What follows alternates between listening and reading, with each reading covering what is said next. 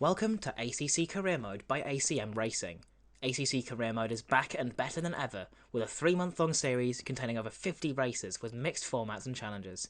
Team up with friends to manage your finances, car performance and sponsor contracts, or go solo and manage your favourite car across the whole season, utilising the daily, weekly and monthly challenges to add some spice to your online racing. The best thing? You decide your career, with 7 different paths to choose from. Minimum effort is no effort. ACC Career Mode Quarter 1 contains 5 races a week, all stewarded and commentated live with a range of formats from 4 to 12 hour endurance races to 25-minute sprints. The full race calendar is available at acm-racing.com, with individual race sign-up taking place on SimGrid. Only available on Assetto Corsa Competizione PC European-based league.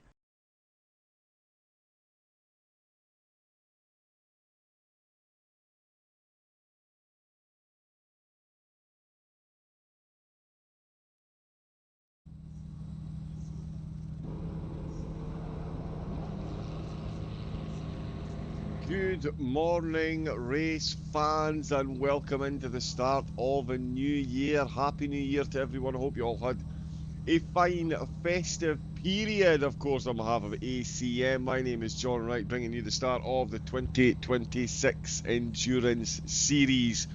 And what a place to start. It is my beloved Spa. 12 hours the drivers will be plying their trade around this Belgian beauty to see who will be crowned winner of the opening race of the season.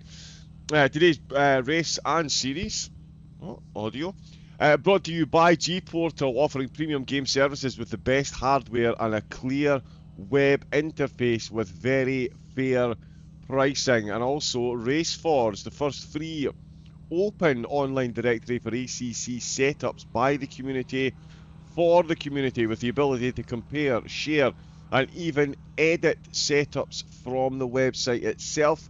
Utilise raceforge.org to get your dream setups. That is, of course, www.raceforge.org.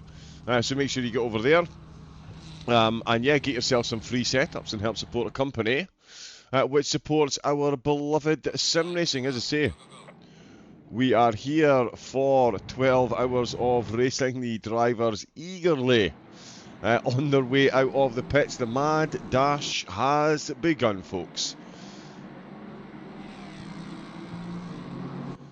There we can see some pretty nice weather to start off the qualifying. We've got qualifying in 2 splits, such is the magnitude.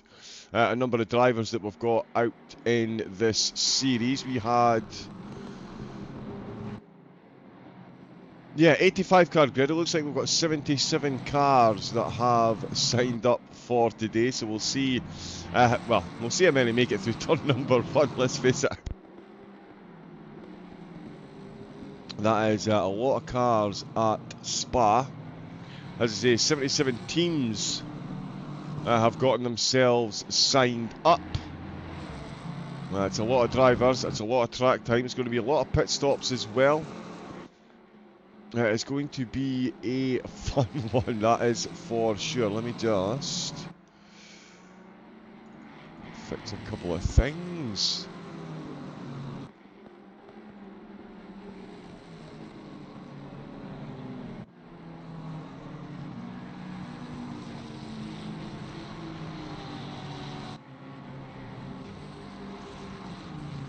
Yeah, there we go. Some quick ones as well. There's Jan Boucher already out on track round Cheshire. Is out there as well. A couple of quick ones. Tachenko is out there. So's Freddie Zimmerman. Gamer Extreme. Where it wouldn't be an ACM race if we didn't have the Extreme Star himself out on track. Nicola Martignoni is out there as well. So expecting some quick times from Split 1. As is mentioned, Split 2 is in a separate qualifying session, just to make sure the drivers have got enough room to get themselves out on track. We'll have, as I say, 33 in here. I think it's similar in the Split 2 lobby. So we shall see where it all shakes out, and indeed who is going to start in that much beloved pole position. Although, quick one for the chat. What do we think? Is starting on pole position here a bit of a curse considering that we go on to one of the highest slipstream coherence on the track, of course, along the Kemmel Straight. Is it better to be the hunter or the hunted in that situation? Yeah, thoughts in chat. Mr. Craps cheering on car number 57. Well, now let's see, what split are they in? There we go. Manuel Spendrin behind the wheel. Nice livery.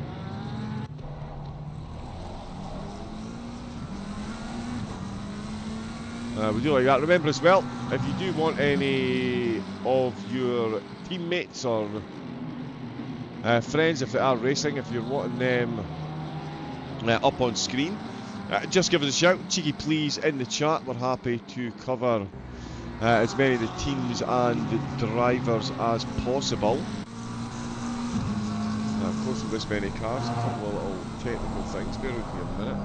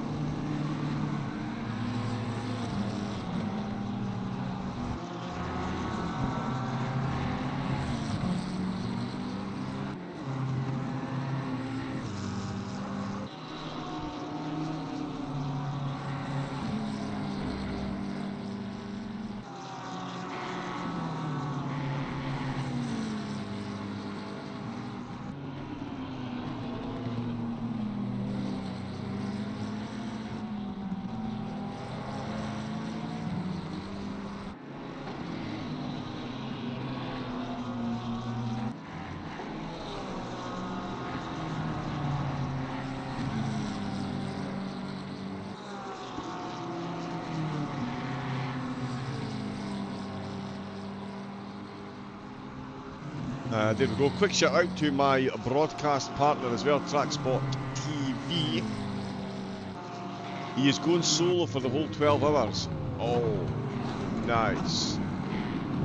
Gamer Extreme's doing the whole 12 hours as well, actually. We'll get a confirmation of all the solo drivers when we get into the actual race. But yeah, 2 in qualifying. But yeah, big shout out to TrackSpot.tv if you are looking for broadcasting, or indeed you are a broadcaster or commentary. We cover leagues in Australia, America and Europe. So if you are looking to get a league covered, or you're going to get yourself involved in broadcasting or commentary, jump over to TrackSpot TV. It will be myself or George Cook who you get in touch with, and we'll take you through the entire process. Yeah, big thanks to George and the gang at TrackSpot. I suppose that's me as well, of course. But yeah, any broadcasting needs, jump on over there. We've got some times coming in already, as we've seen, and it is unsurprisingly Ryan Cheshire, one of the early contestants for that pole position. A lot of purple sectors there, so a very good time he set. 2:15.970 on a fast track. So yeah, not too bad. Absolutely wild to get that in the opening. We've got Ferlinski, who's currently in second place, 2:16.5. Cheshire's just gone quicker. Ivanek was almost on the way to the top spot there. Missed it by a tenth, but Cheshire has extended the gap up at the front already with a 15.5. Absolute masterclass. Let's jump on board and get to see. Oh no, let's not jump on board apparently.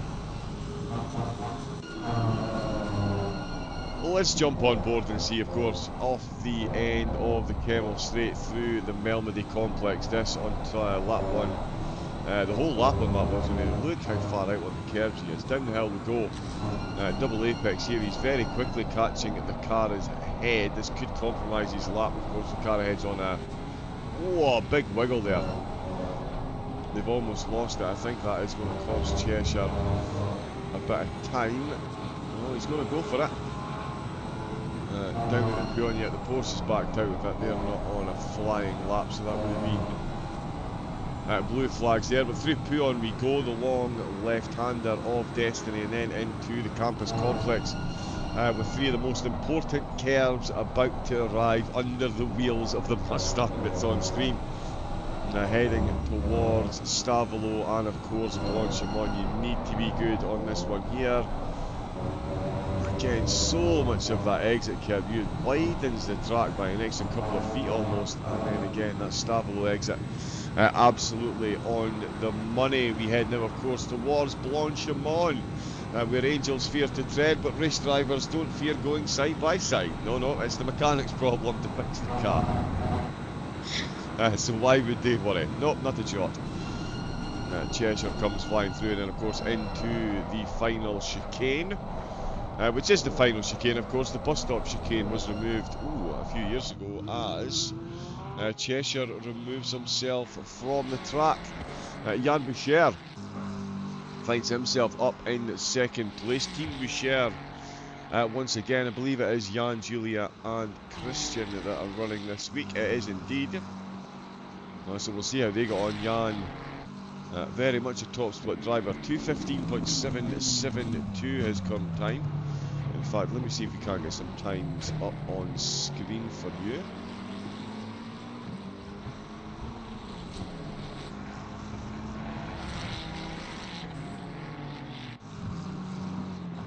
Oh, and he's gone quicker. Crosses the line with a 2:15.4. We're only halfway into qualifying. We've got three cars in the 15s, and those cars within half a second of one another. Guida is only a 10, in fact less than a tenth back with a 2:16.020.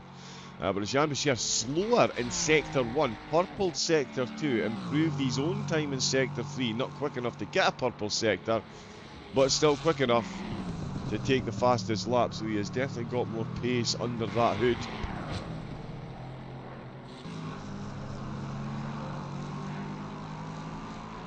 Sorry, it's a housekeeping. Things just not playing well today at all.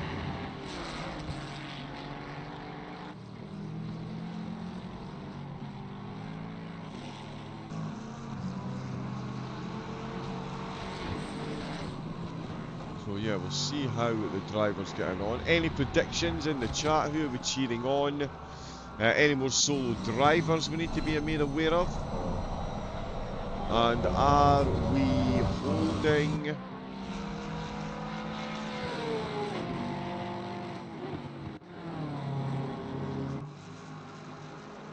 Sorry, there we go. Yes, are we holding any type of sweepstakes on how many drive-through penalties we'll see in the opening half versus the latter half of the race? Aha.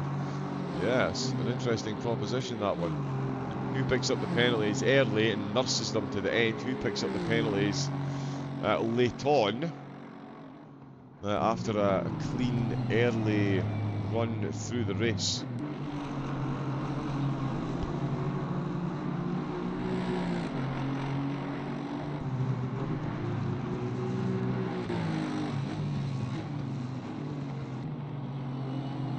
Yes, at the minute, as you can see there, 31 times have been set, 220.752 for Zimmerman of OLR. Let's go wall enjoyers. Oh, McLaren taking his Ferrari off track there just at the end of the straight.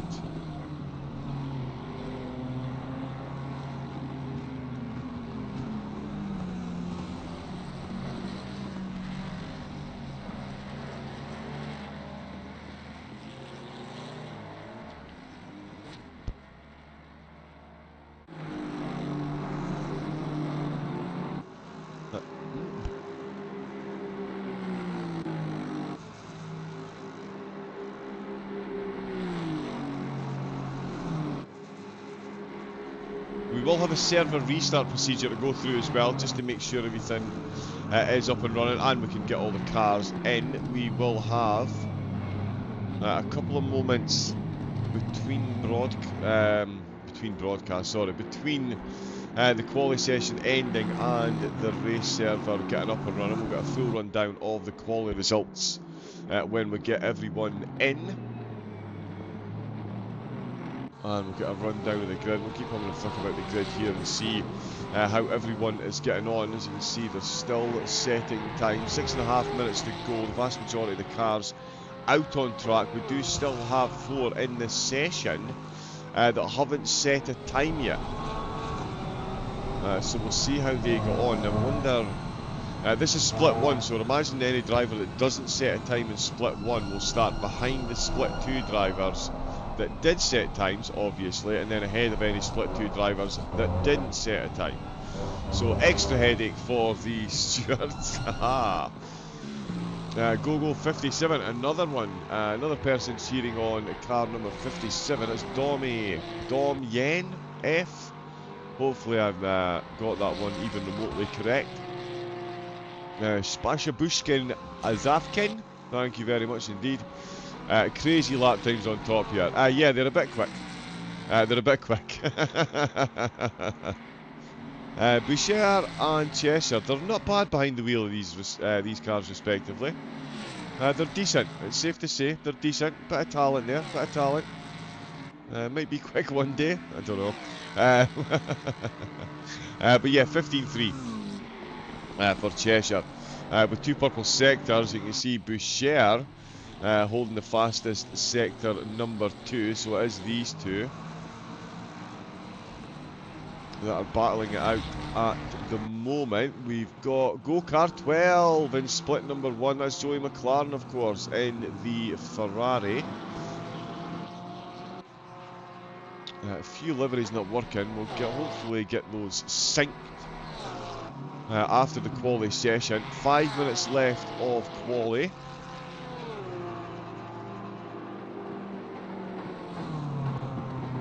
A47, Vanek, Ilya Vanek in the Lexus. The long-legged Lexus does love a run around Spa. And who else have we got? Car 847 and car 66. That is Tachenko, who I did mention at the start. VDES he drives for, and that is a quick little team. We'll see if he can get his Lexus. His first job is to get into the 15s. And then got a long way into the 15s to try and catch up with Cheshire now. He's about a second behind at the moment.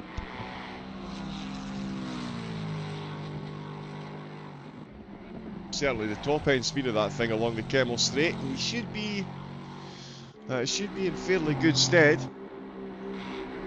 Yeah, oh yeah, the track has just gone optimal and it's a beautiful 17 degrees. The tyres and the drivers will be absolutely loving this right now. Cheshire coming into pits for a fresh set of boots as Boucher. 2:17.4 on that last lap. Got held up by a bit of traffic, but he's still got a 15.4 under his belt. Ivanek's just crossed the line, doesn't go quicker. Oh, does go quicker, sorry. 15.732. So definitely still in the hunt, and the McLaren of course currently in 4th place. We've still got a couple of drivers, Vegan Hult and Sergev, not set a time as yet, neither is Souza in fact.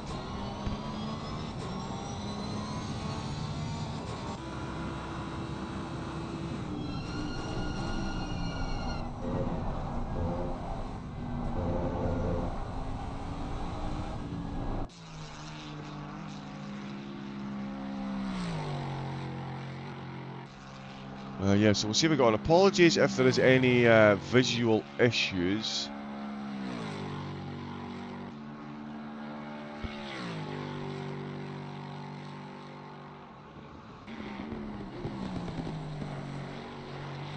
Yeah, for some reason Twitch today is not a fan of our connection, but no, we should be fine. Let's see.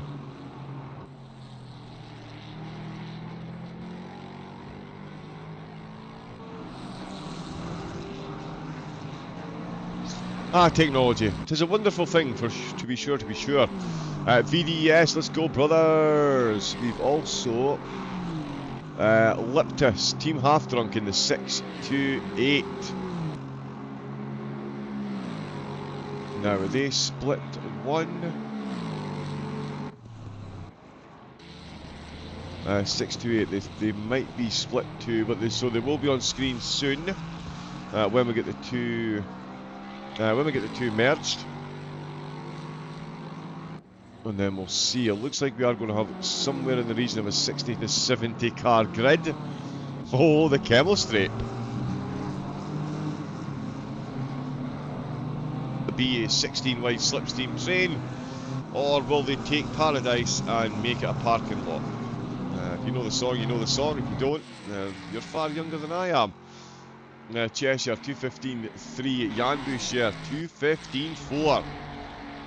He is within a 10th. Ivanek is still in third place. Guida in fourth, and Verlinski still in fifth, with Martin Yoni now joining McLaren in the sub 2 minute 16 category.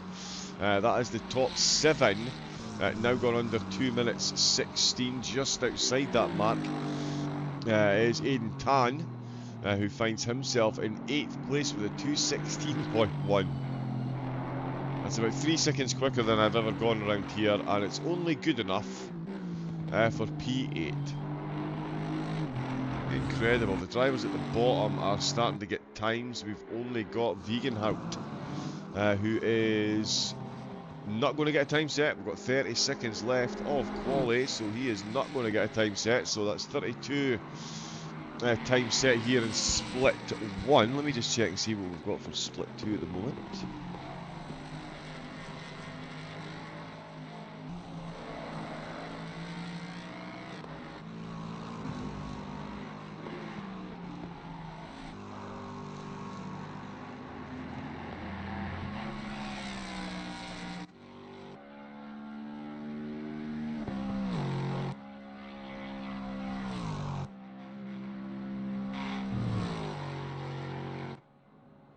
Right, okay, no, they're still going, so yep, all good.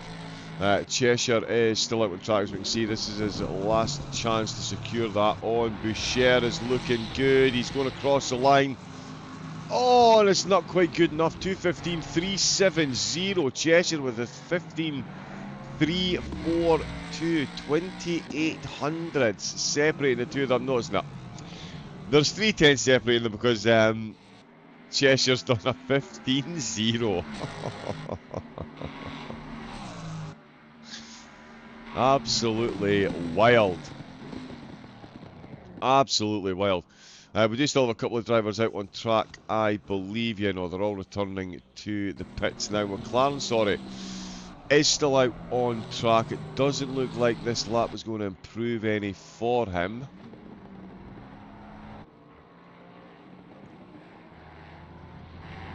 Yeah, there's his sectors from his fastest lap. Where can... no, current lap time.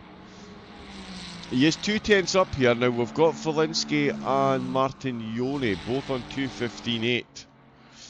I hope there will not be a huge crash in turn 1, as always. Yeah, fingers crossed. Fingers crossed, but 60 cars throw Eau Rouge and Radion on cold tyres. Yeah, there will be a couple of small contacts. That is the nature of the beast. Let's see what McLaren can do across the line. Oh, he's threatening purple. Oh, I'll tell you what, that's a decent time. 2 drivers on 15.7. And in fact, you know what we can do? Let's just very quickly jump over to here, which will allow me to... we'll get a quick look at the quali results. Certainly from this split, if I can make this work. There we go. Green light, go, go, go.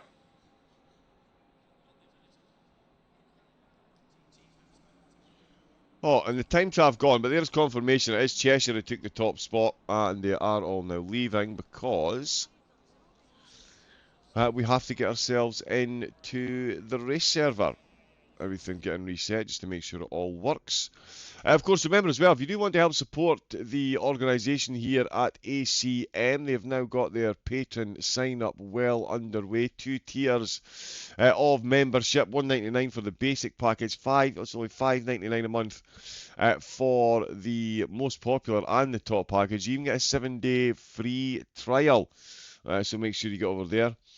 Pace rating, breakdown, progressive grab, lap data, consistency per sector, and of course, all of the phenomenal racing that you get to take part in as well. So do get yourself over there if you are interested in signing up. And of course, big thanks to the sponsors, G Portal, offering premium game servers with the best hardware and a clear web interface with fair pricing. And of course, RaceForge, the first free open online directory for ACC setups by the community for the community. So get yourself over to www.raceforge.org and get yourself the setup of your dreams. As I say, we will have a few moments before the race server starts up. We'll get all of the cars from both splits in there. Before we do, quick reminder of ACM. Welcome to ACC Career Mode by ACM Racing. ACC Career Mode is back and better than ever, with a 3-month-long series containing over 50 races with mixed formats and challenges. Team up with friends to manage your finances, car performance and sponsor contracts, or go solo and manage your favourite car across the whole season, utilising the daily, weekly and monthly challenges to add some spice to your online racing. The best thing? You decide your career, with 7 different paths to choose from. Minimum effort is no effort. ACC Career Mode Quarter 1 contains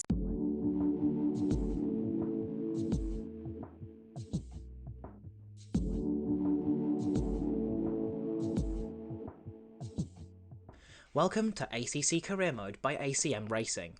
ACC Career Mode is back and better than ever, with a 3-month-long series containing over 50 races with mixed formats and challenges.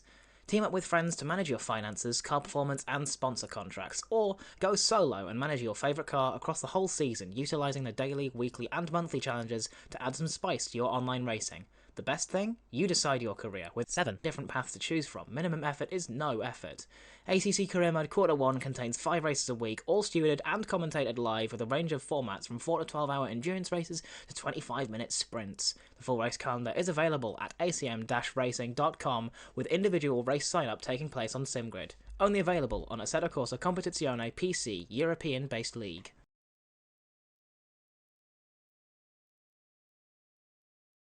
So there we go, get yourself signed up. No change to the liveries. Excellent. And yeah, get yourself signed up. Joining the racing, go over to the Discord and of course on SimGrid, where all the races are organised. We've got Maori, hey ACM Racing, amazing vibes here. Thank you very much, I'm glad you're enjoying. We've got Vic as well, number 71, Vamos. Vamos, vamos, vamos. We will be vamosing very soon. As I say, we're doing a precautionary restart of the server. There was 2 separate splits in qualifying, and that is still not working. Hopefully we'll find that. Yeah, 33 in the top split, 2:15.0 was the top spot, top time set in split 1. We'll see where the split 2 drivers merge in. There we go, Nightbot with the ACM Discord. Almost perfect timing. Love to see it. Now, let me just grab...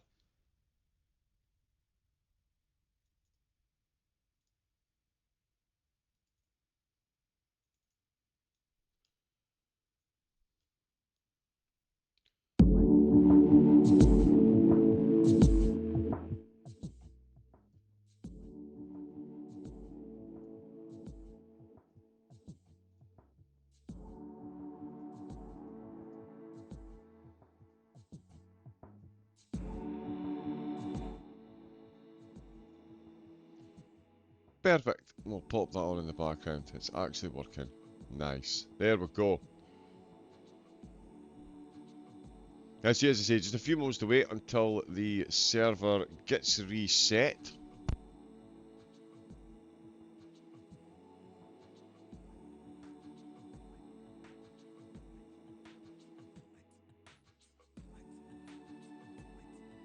And in fact, there we go. They are on their way in now. The server is filling up central processing units across the grid.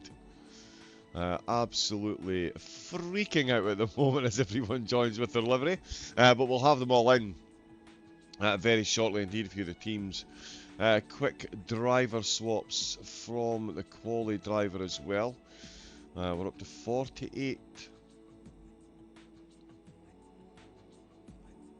48 have joined, I believe. Yep, we've got 4 minutes of a practice session to let everyone get in the server. The conditions... Now the track is only at green. Ooh, it's going to be a slowish start. The tyres will not be happy.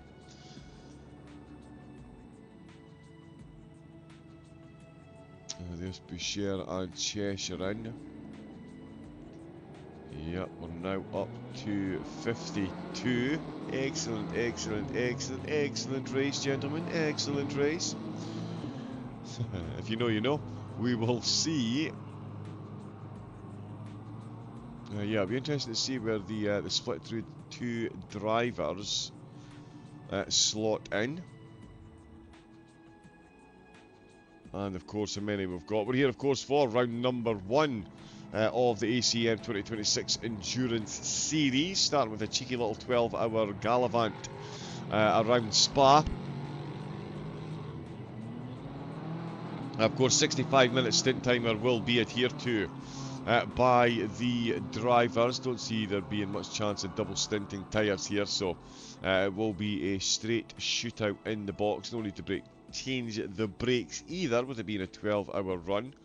The pit stop's massively important as well. Let's not underestimate how important it is to get yourself through the pits as efficiently as possible and spend as little time in there as possible. I use this anecdote a lot, but I did preside over a race that was it was a 12-hour race, and there was one team managed to be 3 seconds quicker in the pit every stop, and they won the race by 28 seconds. So yeah, they basically won the race by being the quickest through the pits as well as the most consistent on track. It was quite the feat. Quite the feat indeed.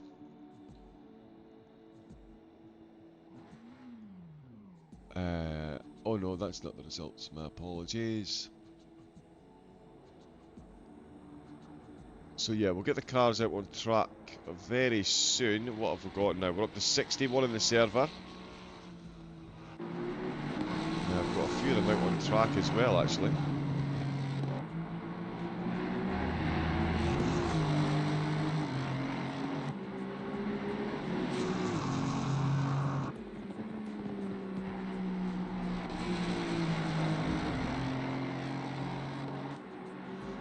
Quick reminder as well, we're going to have coverage for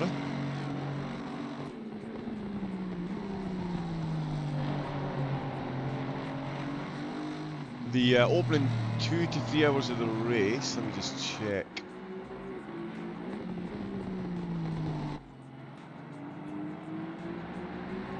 Yeah, so we'll be on for about 2.5 hours of the start of the race, and then we'll be here for the closing 2 hours of the race as well, so we can see the grand finale.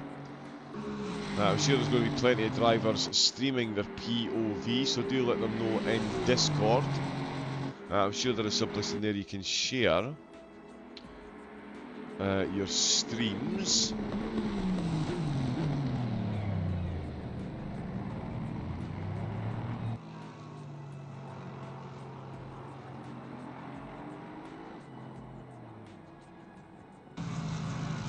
Okay, and that was from yesterday. My apologies, reading old notifications. Still got car joining.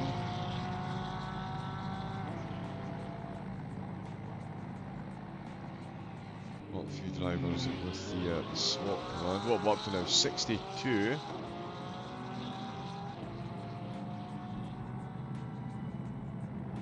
So we've got 62 in and the timer has hit. So yeah, looks like we're going to be starting with just the 62 drivers. And excellent, the CPU not even breaking a sweat.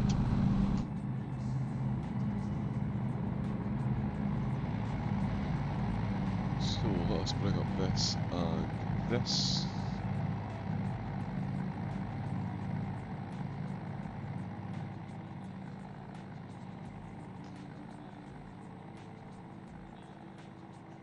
That is some view of the pit lane right now. Some view of the pit lane right now.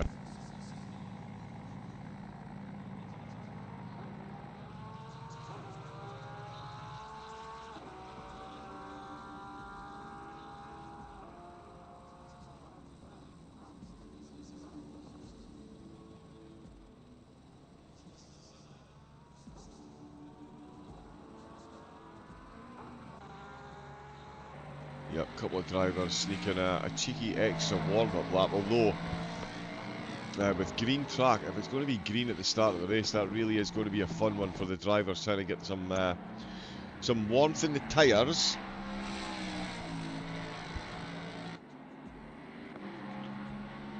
And successfully navigate their way through lap number 1, because yeah, you can't win a race in lap number 1, but you can certainly lose one. So yeah, hopefully the drivers are on the ball. Let's see if we can get a run through the grid. Just about, actually.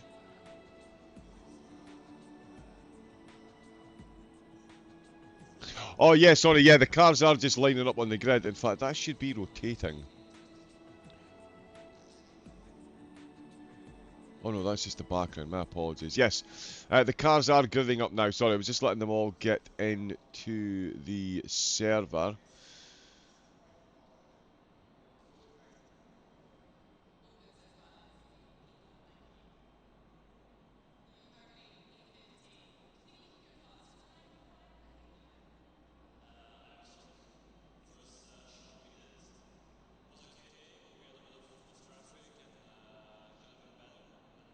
So yep, Cheshire's time. Oh.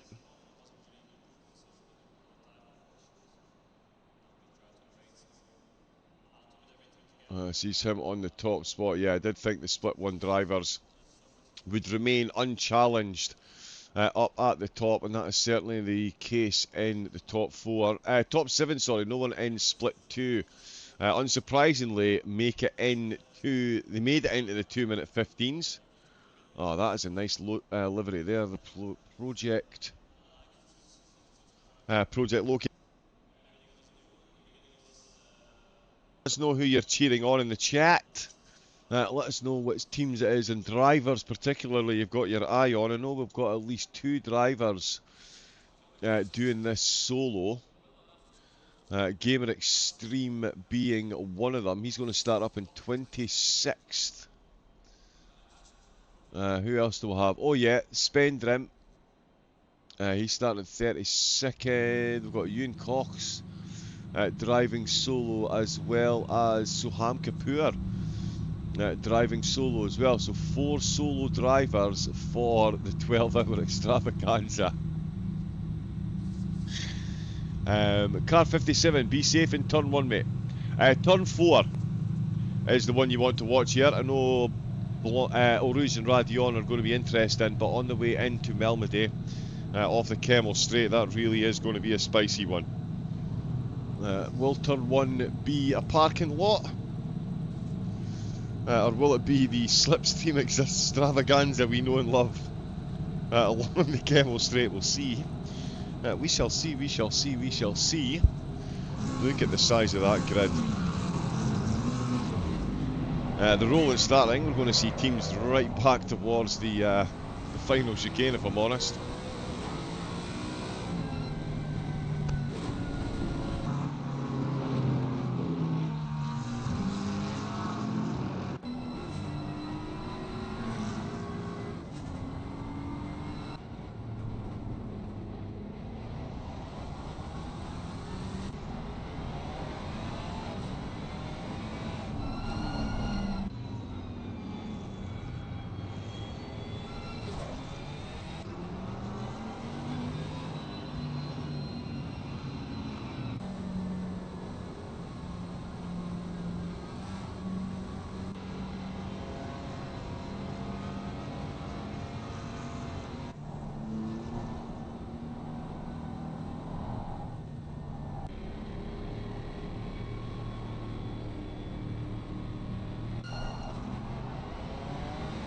there we go.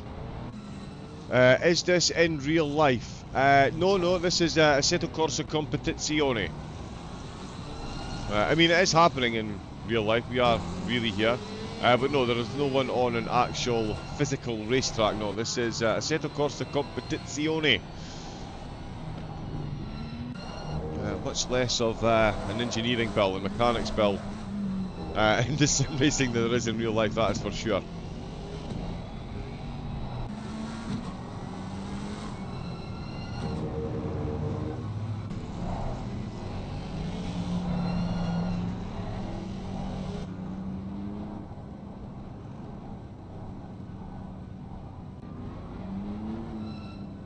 Certainly no arguing, it does look pretty real, that's for sure.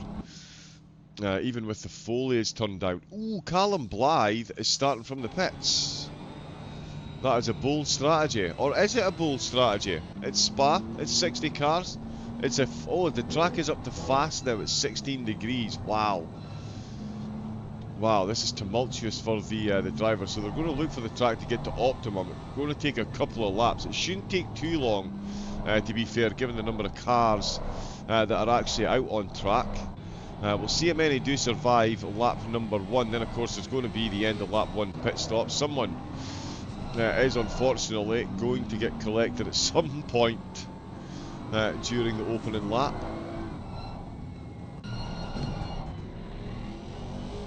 Uh, 329, why are they showing?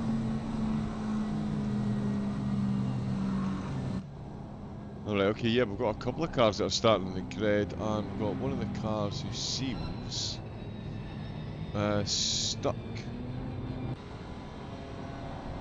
Oh yeah, no, he's in the first half of the pit box. Right, okay, yeah, of course we'll be using both sides of the pit box. We are going to get through all the cars. The race leader is just coming through Blanchimont as these cars just exit Stavolo. So yeah, I'm absolutely spot on. We are going to have cars coming through the final chicane when the race leaders start.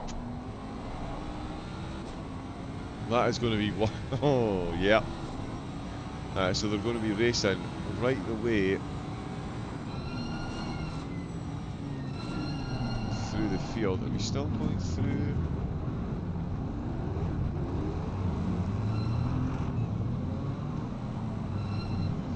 No, right, okay, so let's get rid of that.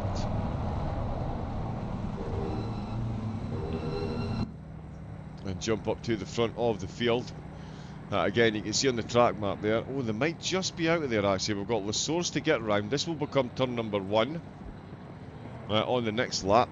It's the final lap on the final corner on the warm-up lap though.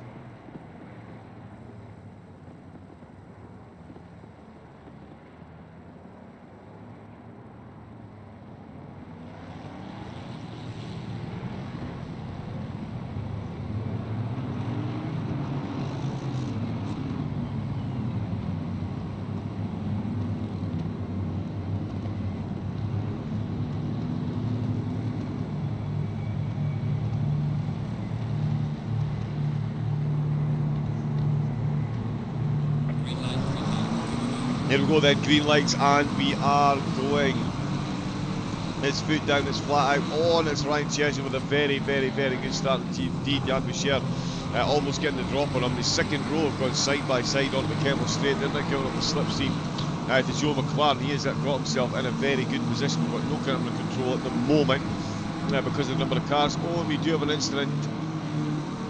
We do have an incident on Eau Rouge. It looks like there's been 7 cars caught up. Another 8 have made their way through though, with the top 3 absolutely going for it through Melody. It's McLaren who finds... sorry, it's not for Linsky, it's Boucher that found himself under all kinds of pressure there. The telemetry absolutely freaking... Oh, it's Cheshire on deep. Cheshire's on deep. Oh, there's made of contact up at the front. It's a 3-way contact up at the front, and Jan Boucher is facing the wrong way. He is absolutely facing the wrong way. He's going to have to hold his brakes. We can't even get the camera on him. He's tumbling down the order that quickly, but he is still stationary after 5 corners. Jan Boucher out with the running.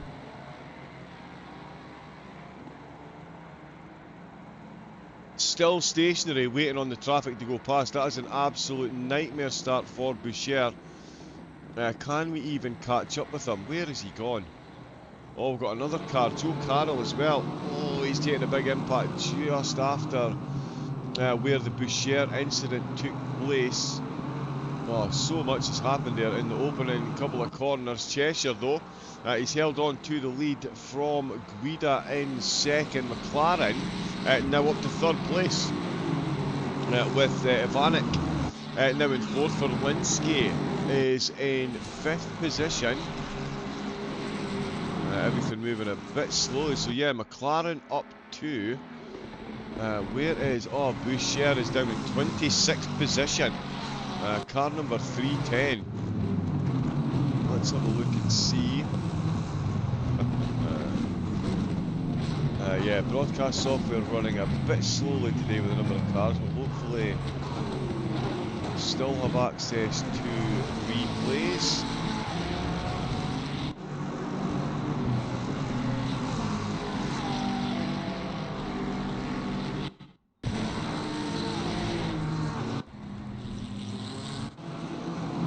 Oh no, so this was Boucher getting going again. Oh, and yeah, another incident happened behind him. There was a big lap 1 incident as well. Unfortunately, the replay for that has gone. Oh, and he's just pile drived in the back of that Lexus on the way to Puon. And that is a big hit there. Boucher absolutely all over the place, down in 23rd position. Ryan Cheshire, no such woes for Ryan up at the front though. He has got himself out, and he has got himself a cheeky little gap there as well. 1.3 seconds already ahead of Guida, but McLaren looking for even more positions. He has got a thirst for the places here. He's already taken two in the opening lap.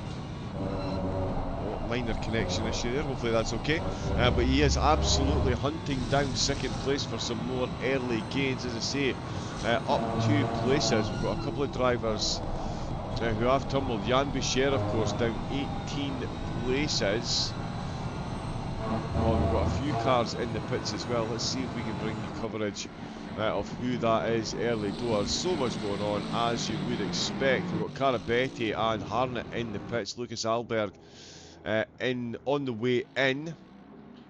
We're at Wiriut Meng into the pits. So Somhan Kapoor, Louis Philpott, Zukov is into the pits as well. So is Souza. Almost 10 cars into the pits. Joe Carroll started in 35th place, is down to 54th with a beleaguered looking Ferrari. Gamer Extreme as well, he got caught up in an early incident. Oh, we've got someone tumbling down the order here. Dorschmidt has had himself an incident. Now where is he going? There he is there in the Porsche. Oh, and that's going to be a pit stop for Dorschmidt, you feel. Let's see where Cheshire is. He is leading the way. Absolutely dream start for Cheshire. That's bravely on the grass there. There was a bit of door banging going on, but he has survived. Guida and McLaren still running second and third. Vanek in fourth. Verlinsky in fifth. Santini, in sixth position. Mavis Bevis behind Nagaitsev. With Adam Tan, Klims. Oh no, there we go. They're swapping positions. Aiden Tan, and Matthias Klimzak swapping positions. The Urway driver making his way past them very comfortably indeed. Mavis Bevis for Team Purple Deluxe. And that is a deluxe purple on that Mercedes. Can confirm he is chasing down Nagaitsev in the Lexus. So still quite close in the top 10. But certainly Aiden Tan having a bit of a rough start. Looks like he might drop out of the top 10. If he does, it's going to be at the behest of Luca Butal, and that Mustang absolutely taking the position there. Oh, and he's absolutely gone for it. Yep, he has completely nailed that into Speaker's Corner. Oh no, sorry, that's not Speaker's Corner. Yes, it is. Yep, there we go. It was Speaker's Corner. Heading down into Puon. I know the track better than I believe myself, to be fair. That is still very close there, but yeah, Mavis Bevis up 3 spots, Joe McLaren up those 2. Marcin Seabor as well for the car number 40. They've made up 8 places so far, have just been overtaken by Boucher, who is back up to 17th. We'll see what kind of comeback he can get on the go. Galamini as well for DMF, now he's dropped quite a few positions. He's down 10 places, along with Sampa Pelteri as well, down 16 spots. With another caution flag appearing there next to his name. Nothing on track that I can see though. So we've got a few quick drivers that have dropped down. Pedro Cassiano as well has lost 27 places in the opening couple of laps. So expect his McLaren to be coming into the garage to get some repairs done. Yes, that is a battered and bruised machine. Oh, as we see someone else, the BMW just ahead of him, that's Limerick. Limerick in the BMW, who's actually made up places despite carrying all that damage. And okay, so yeah, recent incident for Limerick, who's up 12 spots, but I think he's about to come into the pits because that is not a aerodynamically sound car. In a race like this, it's absolutely worth coming into the pits to get repaired. He is hemorrhaging positions and has already gained several, so yeah, come in. Might lose a couple of those spots, but yeah. Could still be in a net gain position, is what my brain was trying to formulate there. Cheshire still leading the way, trying to formulate how he's got so much of a gap. Well, because he's Ryan Cheshire.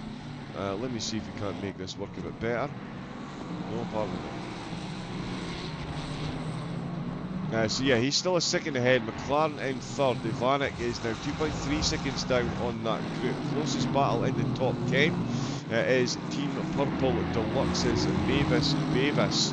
Up 3 positions into the top 10 and absolutely hunting down another spot in the Mercedes. I know we really shouldn't use chase cam, but the engine sound from the Mercedes.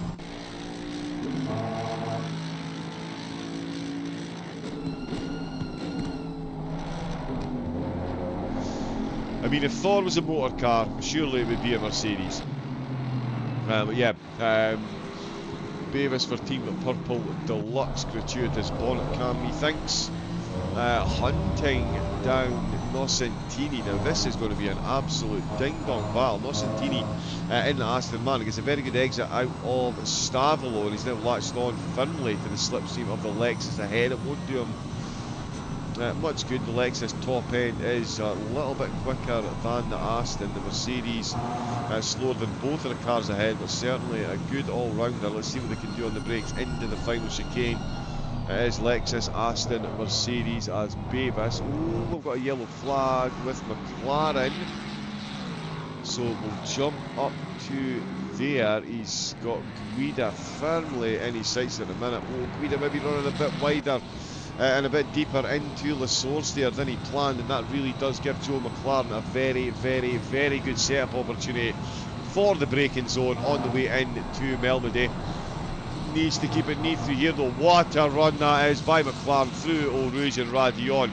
It's not even going to be in the braking zone. He's going to get it done well before then, and in fact Guida might be the one in the slipstream by the time we get there. Guida holding the inside line to try and send McLaren around the outside. He's going to give him the inside line there. Oh, McLaren does mount the curves, gets the extra rotation from the green AstroTurf, but does huff the slot back in to third place as Ivanek is absolutely loving what he's seeing at the moment. He's got a bit of breathing space too for Linsky, but he is bang on the money for nailing himself a cheeky little overtake. If these two ahead get a bit too spicy. We've got a stationary car on track as well. It is the car 420. That's Soham Kapoor, who's already been into the pits for a lengthy set of repairs. Just been involved in another incident there. The replay's not quite working at the moment. We'll hopefully get some before, well, within the next half hour or so. When the number of incidents calms down. The track has gone up a degree as well. The drivers will be a bit grateful for that. Get themselves some exit. Oh, we've got another incident there.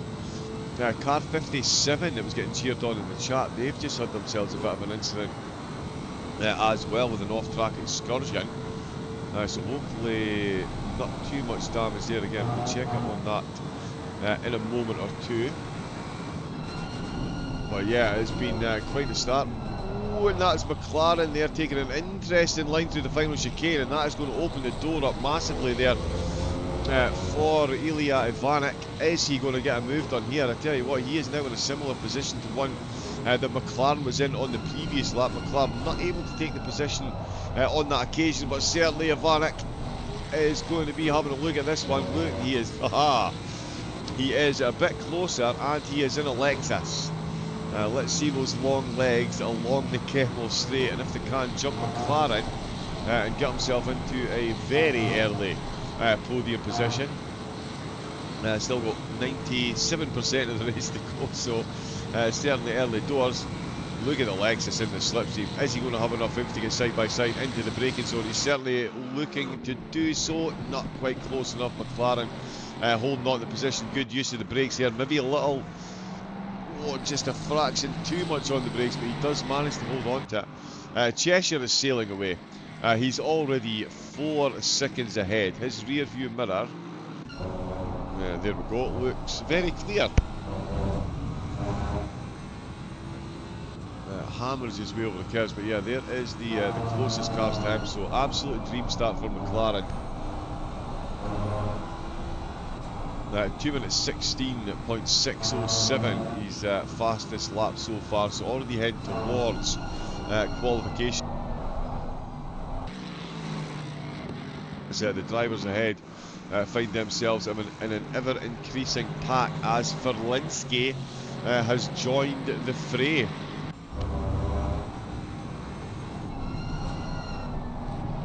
So Verlinski now getting himself involved in this battle, so we've got, what is that, a 4-way battle for P2 at the moment, while P1 is 4 seconds up the road.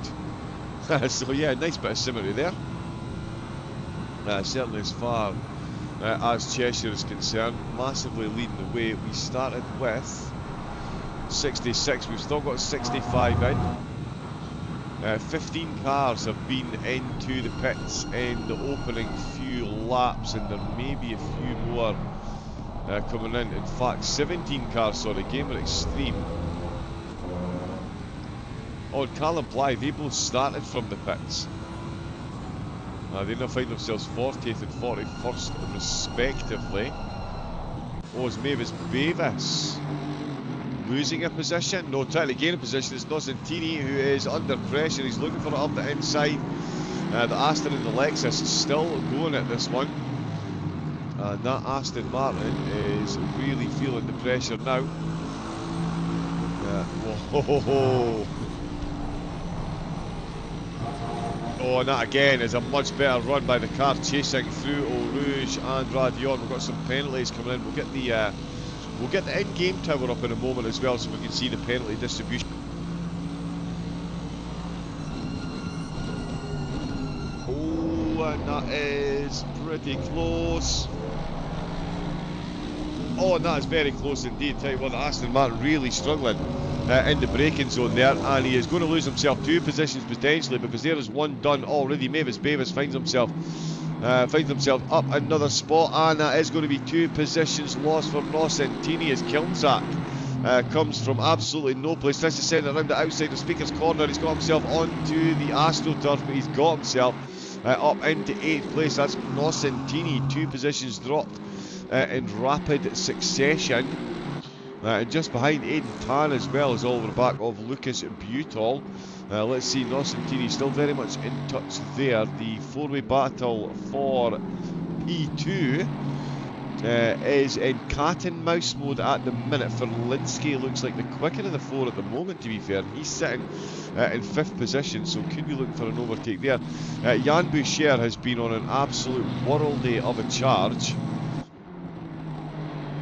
And is another 4 places back up the grid from last we checked. Boucher now up to 13th place, setting some of the fastest laps in the race, and is in fact about a second quicker than the 3 drivers ahead. And I think when he gets into clear air, will be a bit quicker as well. More cars into the pits, so there's going to constantly be a car in the pits now until the end of the race. Such is the nature of the beast. Wieghout is not long out of the pits, in fact. Back out in 49th. Callum Blythe has been started in the pits at 42nd. Gamer Extreme started in the pits.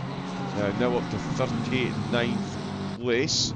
Oh, so we've got a battle just outside the... Oh, and that battle has come to blows, and it has left several cars facing the wrong way, as we can see in that final chicane. Oh, and another, almost a bit of collateral car collection there as well, but thankfully they did manage to sneak their way through. Dario Brems looking for a battle as well, so close. Just outside the top 20 with quite a few of these cars. Got another battle going on with Takumi Lee and Voloskov as well. And Takumi Lee through Lesoars gets the move done, and it could be another position there. Takumi Lee has got Voloskov and Cassiano chasing them down. Cassiano looking to take back spots as there's been an incident ahead of them. Oh, and that's on the Kemmel Straight. This could be interesting. Here comes the McLaren Lexus reaching the hill. There's a BMW stationary. And disconnect, teleports back to the pits, so that'll be a 2-minute hold. Oh, so we've got another car stationary at the side of the Kemmel Straight, and another car rolling on the grass on the Kemmel Straight. Yep, just comes back on. That is the worst place possible for the drivers catching up to encounter a car trying to regain momentum. It's such a fast part of the course. Also, we see another car just jiggling off track there as well. Voloskov gave it extreme, getting an overtake done, and very nicely done on the brakes indeed. There's a bit of contact behind with Voloskov and Berenek. Everyone determined to get themselves involved. Artem Ivanov, stationary at the speaker corner. There's Ivanov there. Oh, and that. No, don't reverse. You have to turn your wheels to the left. Try and straighten up against the barrier. If you move towards the barrier, there we go. I mean, that straightened them up. That's going to be a penalty, unfortunately. Yeah, Cheshire is absolutely killing it up at the front of the field. And in fact, if you bear with me a moment...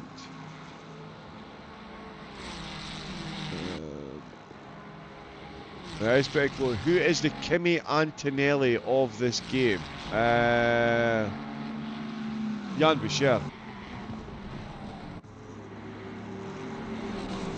I think. Wait, by Kimi Antonelli, do you mean a very young, very talented driver that is going to be a world champion one day?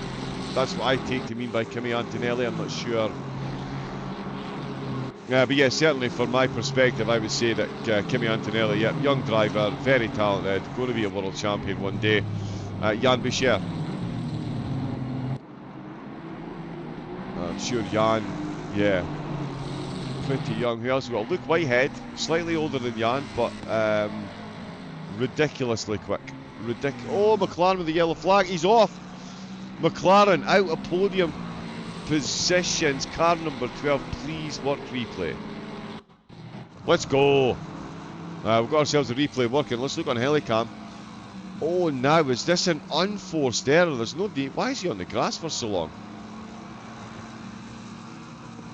Goodness me, that was an interesting line there. Does anyone know why? Is that a thing? Is there more grip now if you straddle the grass there? That was a strange one. He straddled the grass.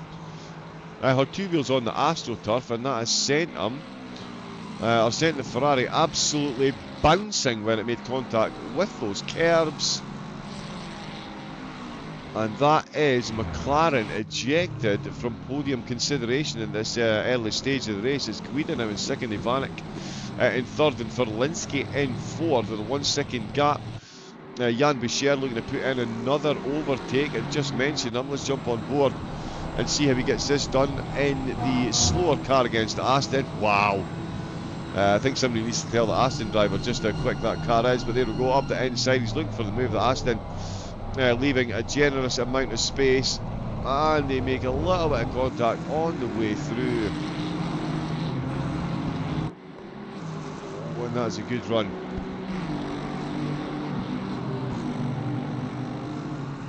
Can confirm, Showblom, IRL, it's snowing here in Scotland as well. It is absolutely freezing outside. I had to put What is the change you put on snow tyres? Snow tyres on my boots just to get to the shops this morning. It was absolutely wild. So, who is the Fernando Alonso of this game? Who is the Fernando Alonso of this game?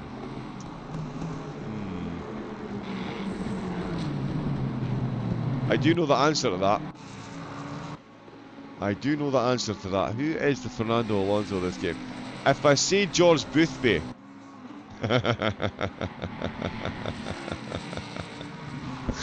I will say George Boothby, but we'll call Boothby the old man of ACC, even though he's not in the slightest bit old. But yeah, that's a good question. Who would be... Oh, never mind. Let's see what Toby Blades and Aidan Tan are doing. No, they've just been separated. Di Camillo as well was looking close to an overtake. We've also got Tim Bierman. I don't know why that's doing that. My apologies. Everything has got a mind of its own today. Gotan in the 667. Oh, was that Aiden we were just watching a moment ago? I believe it was. But let's see. So much going on. We've got Voloskov and Patel having a battle for 37th position, and just ahead of them, Jan Berenik and Lance Simmons for 35th place. The BMW of Berenik looking a touch worse for wear. 23 minutes in, it's been an interesting opening set. Radu Cornea. Okay. I will have to check him out. Cassiano into the pits. We're seeing more and more cars coming into the pits. Gamer Extreme still holding the 33rd, but he's now being closed in on by Callum Blythe. These two both started in the pits. They were separated by about 4 cars, and they're now coming together. Can we see 57, please? Yes, I'm sure we can. Where is car 57? There we go, there. Yeah, so Spendin, of course, one of the drivers doing it solo. And he started in 31st, so a solid start. He was up to 26th, but he was overtaken by Paulo Novaes to find him now back down into 27. But it's still a net gain of 4 places so far. We'll get a cheeky another look at the livery, because it is a nice one. There we go. The McLaren does sound pretty good here. And we had the request 667. It is, of course, Aidan Tan, who we saw earlier involved in a battle. Max Fluger is off track through Malmedy. Sorry, I keep saying Malmedy. It's Malmedy.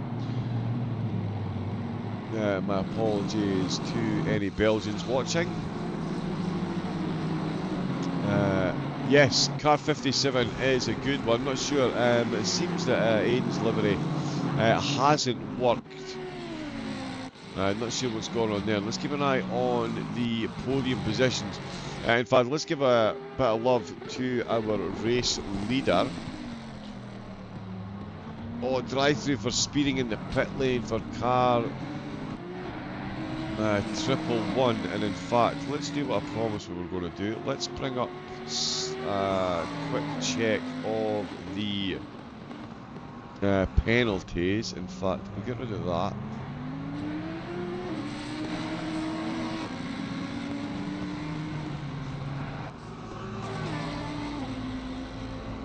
Yeah, there we go. We can get a run down and see the penalties. Well, actually, we'll leave this one on. This works out slightly better for the race fans at home. Cheshire, unsurprisingly, with the fastest lap. Guida with a 10-second penalty after an early incident. Bevis with a 10-second penalty, and so too Jan Boucher got a 5-second penalty. There's Cruz down in 23rd. He's got 10 seconds. Spendrin as well.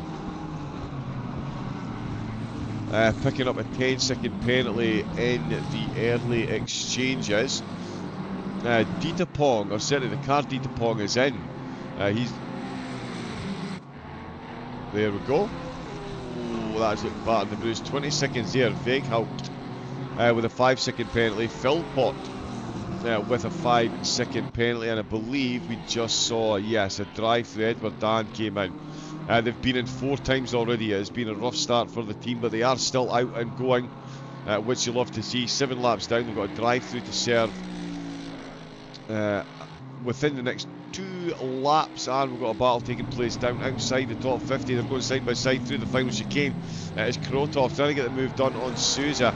And Krotov not only carrying a 10-second penalty and some slipstream, but a whole lot of damage as well, as he pops up the inside line into Le Source versus the Porsche. This should be done and dusted here, although the Porsche, despite being down on top end speed versus the McLaren, is a lot more aerodynamically sound, so there could be a counter move here. We'll keep an eye on this one for the moment. Volskov also involved, and in fact Gamer Extreme all over the back of Akshay Patel at the moment for 36th.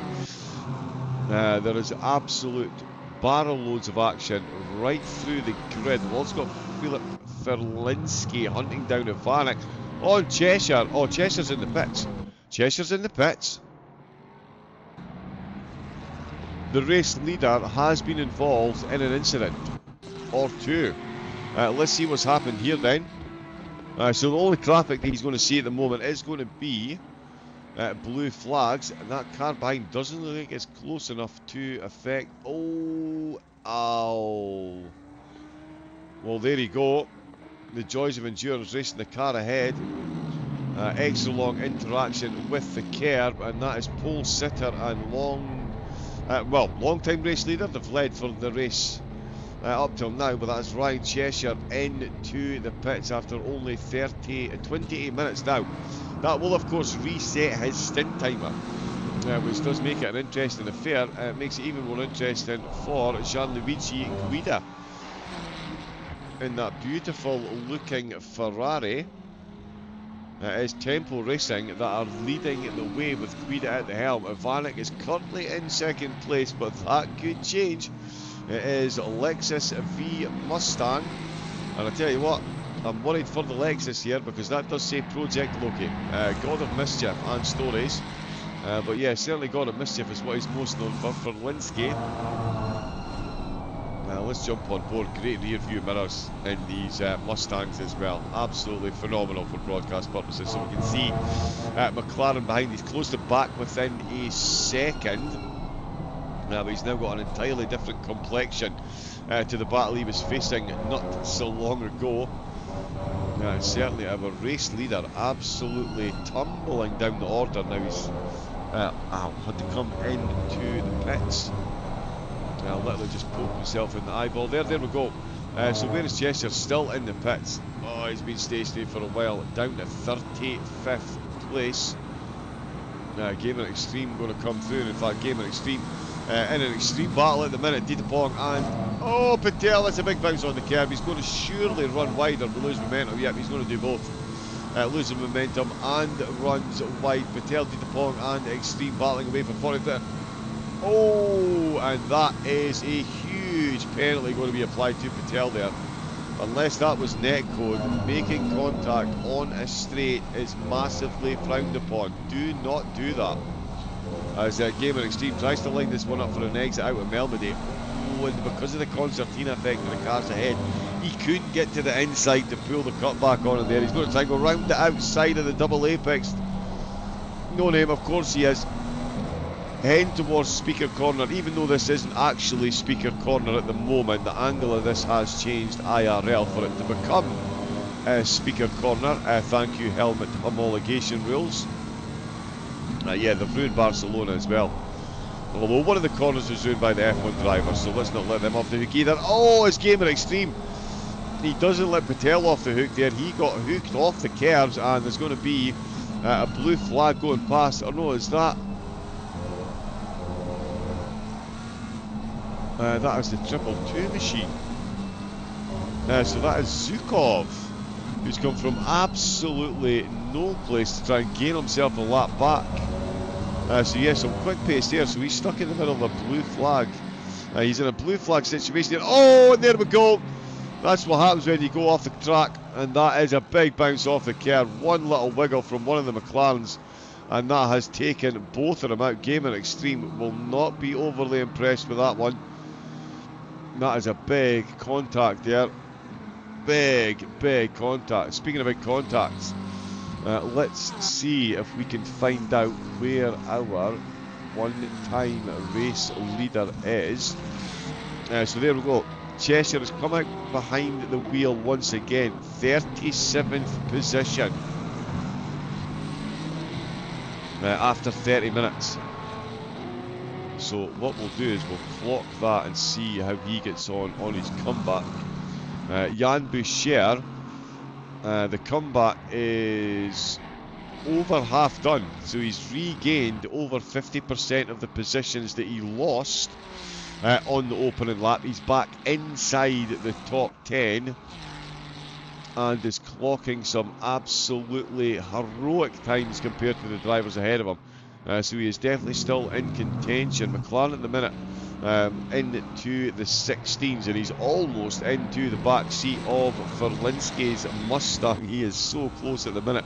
And in fact, let's get some gratuitous on board so we can see the battle between these three. Guida has got a 10-second penalty, so in fact it's the Lexus we see on screen that is leading the way as the car exits the pits. Yep, safely, they'll all make their way round. But yeah, of course, Guida's got the 10-second penalty. So Guida has got himself a 10-second penalty. That puts him outside the top 5. So it is Ivanek who is net leader at the moment. Verlinski in second and Joe McLaren in third. They need to survive to the end of the stint with no mistakes and no penalties, more importantly. And they can see all the positions change, much like Tobias Kohler here with DiCamillo and Aidan Tan. Not too far ahead. There's Tan there. It's Kohler, DiCamillo, sorry. It's got Skibor just behind. Oh. There we go. Apologies. The remote just freezing temporarily now and again with everything that we've got going on. Because there is still battles right through the field. We've got Alex Cruz still hunting down Philpott behind. Philpott having a couple of rough laps. Oh, as we've got an incident with Volskov, and that is the final chicane. There has been contact, comes creeping slowly back onto track. It does get running, but that is going to be multiple positions dropped there for Volskov after a quick contact. And it was Carroll that went through, and in fact there are blue flags that are going through on him as well. It's Viekhout looking to catch back up. One of the cars that has taken a pit. Gamer Extreme has been into the pits, got that damage repaired, back out and running. Well, the field is there we go. Ditapong is now all over the back of Volskov. Oh, and one of them's completely missed Eau Rouge. That is going to be a track limit warning and a potential position loss. Ditapong under serious pressure. That was Patel. They're looking to go 3 wide. They've got a blue flag in there as well. They do go 3 wide with 2 wheels on the grass either side of the car in the middle. Quick change, a quiet chat. Ditapong still ahead of Patel, but only just as a blue flag race leading car comes through. We'll jump back up to the top spot, barely a second to catch our breaths as we rewatch Joe McLaren in a battle, but this time it is to get past Verlinski for third, rather than even Guida, sorry, for second. So McLaren, after that mistake and off track, has managed to catch back up, as we can see, and is right in the hunt now. There is Ivanek's view. Ivanek, of course, again net leader, although Guida has extended that gap out to 6 seconds. If Guida can find another 4 seconds in the next 29 minutes, sorry, he could well come back out in the race lead as we're on the rear spoiler of Ivanek. We can see, well, we can't see McLaren. He disappears temporarily because he is so close to Verlinski. These 3 cars all act very differently through the next 3 or 4 corners. We'll see what brings them together. The Lexus, though, doesn't even need a great exit out of Stavlo, just a good one. which that was. And that will keep him in the lead. And McLaren, they're struggling through Stabilo actually, the Ferrari driver. Yeah, that damage maybe taking its toll after that bump, but certainly McLaren not the quickest. Everything's freaking out again. There we go. Thought with another penalty coming in. No, let's see what Falinski tries into the final chicane. Nothing doing at the moment. I do like the way the 965's done on the side of that car as well. Oh, we'll keep an eye on this. Aidan Tan in the Aston Martin. He has got Toby Blades ahead of him in the Mustang. There's only 3:10 separating these two into Blanchimont. Oh, car 329. I recognise that number. It's Voloskov. He's had himself an incident. Eau Rouge and Radion casualty inbound, one feels. Oh yeah, nowhere near that curb, and that is the oversteer and off into the barrier right at the pit exit. Oh, for Linsky, yeah, we're going to need to keep an eye on this battle for the moment. Just for info purposes at the moment, Aidan Tan and De Camillo still battling for 13th and 14th, and in fact Martin Seaborn getting himself involved. There's a bit of chopping and changing there. Oh no, that's because cars in the pits. So yes, Seaborn all over the back of Kohler as well. Oh, they're almost side by side over the crest of the hill. In fact, we'll keep an eye on Seaborn for the moment. See if he can do anything in the braking zone. No, he's not quite close enough. De Camillo and Aidan Tan, they are still battling away. Jan Boucher, I think, just made himself up another position. No, he's still in 9th, sorry. But yeah, the podium is where we are going to jump back to. This is all massively playing into the hands of Guida. That 10-second penalty he's got, I did say he was going to come out the pits down in 5th. Well, no, that's not a memo that Guida got, and he's certainly not interested in reading it, as we've got a blue flag Lexus off track there. That's not the top 3 battle, although that is absolutely nose to tail through Blanchimont. Perfectly positioned for the Mustang driver through that corner complex. Is he going to send up the inside? Of course he is. He's going up the inside, then the outside through the final chicane. And Joe McLaren's going to have a good look at this one as well. Can he sneak his way through? He's right on that inside curve. As McLaren can see the rear spoiler of 2 cars now. He's going to try and follow the Mustang through. Oh, the Mustang's going to try and get himself in front of the Lexus. No, he's going to go 3 wide. McLaren's going to try and send himself 3 wide round the outside, and he's got it done. He's got the position, but no, the wily Lexus for VDES goes for the cutback, retakes the position from McLaren, and is now re-chasing for Linsky, who has got himself up in a 2nd place. Oh, and that is very close to Eau Rouge and Radion. Wow. Ooh, and that's a penalty. That's going to be a penalty for Ivanek then. That was the other side of the curves. It's going to cost him a bit of momentum. Can the Ferrari outrun the Lexus along the Kemmel Straight? It's going to be one for the books if he does. Oh, and he very nears it. It tells you he's got the inside line on the way through the Malmedy complex, and that is going to be a worldie of an overtake. The Lexus getting all kinds of wrong through Eau Rouge and Radion, and that is now Joe McLaren back up to 3rd place. What a race he's had so far. For Linsky, gets a bit of breathing space after his recent promotion to 2nd, and Gianluigi Guida is being gifted all the time by the drivers behind, because that battle is not going away anytime soon. Much like the one with Aidan Tan, we're going to see another potential move through the Melody complex. It is De Camillo and Aidan Tan are battling.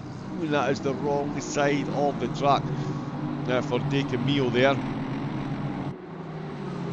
And that is going to leave Tan ahead. Flashing lights there from De Camillo, not overly happy with that one. Nowaki and Seaborn as well. Interesting battle going on there. Quick update on the race leader though. Our one-time race leader, our pole sitter Ryan Cheshire, after making contact with a wayward blue flag car, had to come into the pits. It was a fairly lengthy pit stop as well, a bit more than just a tyre change. Got that damage repaired. Back out 32nd position at the moment for Cheshire. And I'm sure there was another battle I was looking for.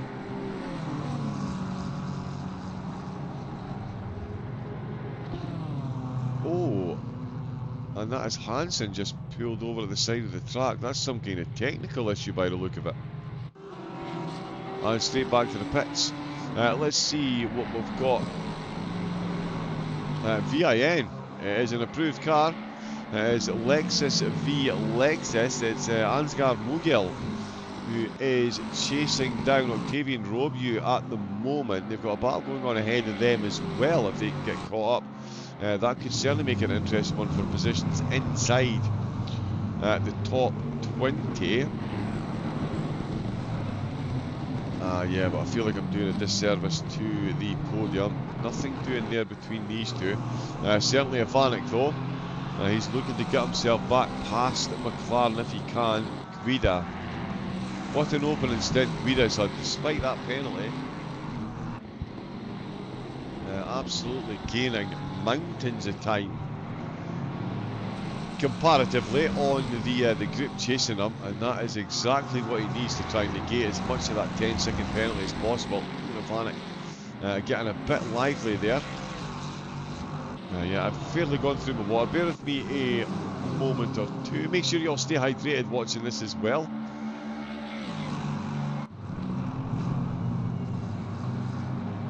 And yeah, back in a moment.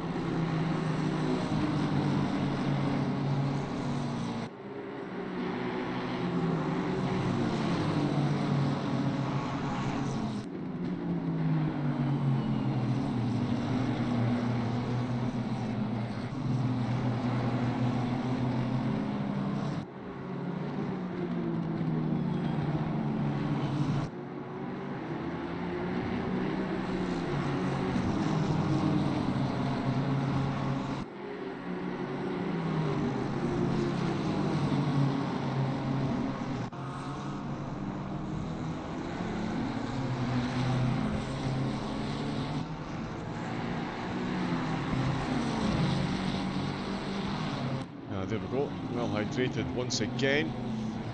A few more penalties coming through. Good luck, car 10. You've got this, says Watch Pots. Let's see, car number 10.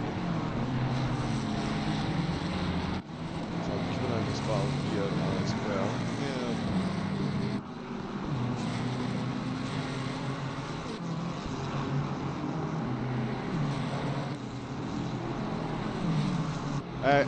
Is that car 10 or P10? My apologies. Oh, there we go. Lee Philpott in the BMW. Oh, we've got a 40-second penalty. That is a big one. That's a big pen. Dario Brems, here we go. Still plenty of overtaking action, as you can imagine with a grid this size. And in fact, Cedric Welsh up ahead, looking to get himself up the top 20 as we see these two go side by side through Planchemont. As you do, and Brems very bravely getting himself up to 31st place. He's going to come under attack into the braking zone, you feel, as yet there's a blue flag McLaren trying to come through as well. Oh, look at the extra pace on that car. Let's see what Cedric Welsh has got cooking as well. The Porsche all over the back of a BMW at the moment, certainly giving him a run for his money. There's Ryan Cheshire back into the top 30, fastest car on track. We'll see how he's getting on. And of course Jan Boucher back up to 8th place. Is carrying a penalty, but is back up well inside the top 10 after a difficult start. McLaren is back onto the podium, of course. We saw that battle a few moments ago, and Guida has found another second or so.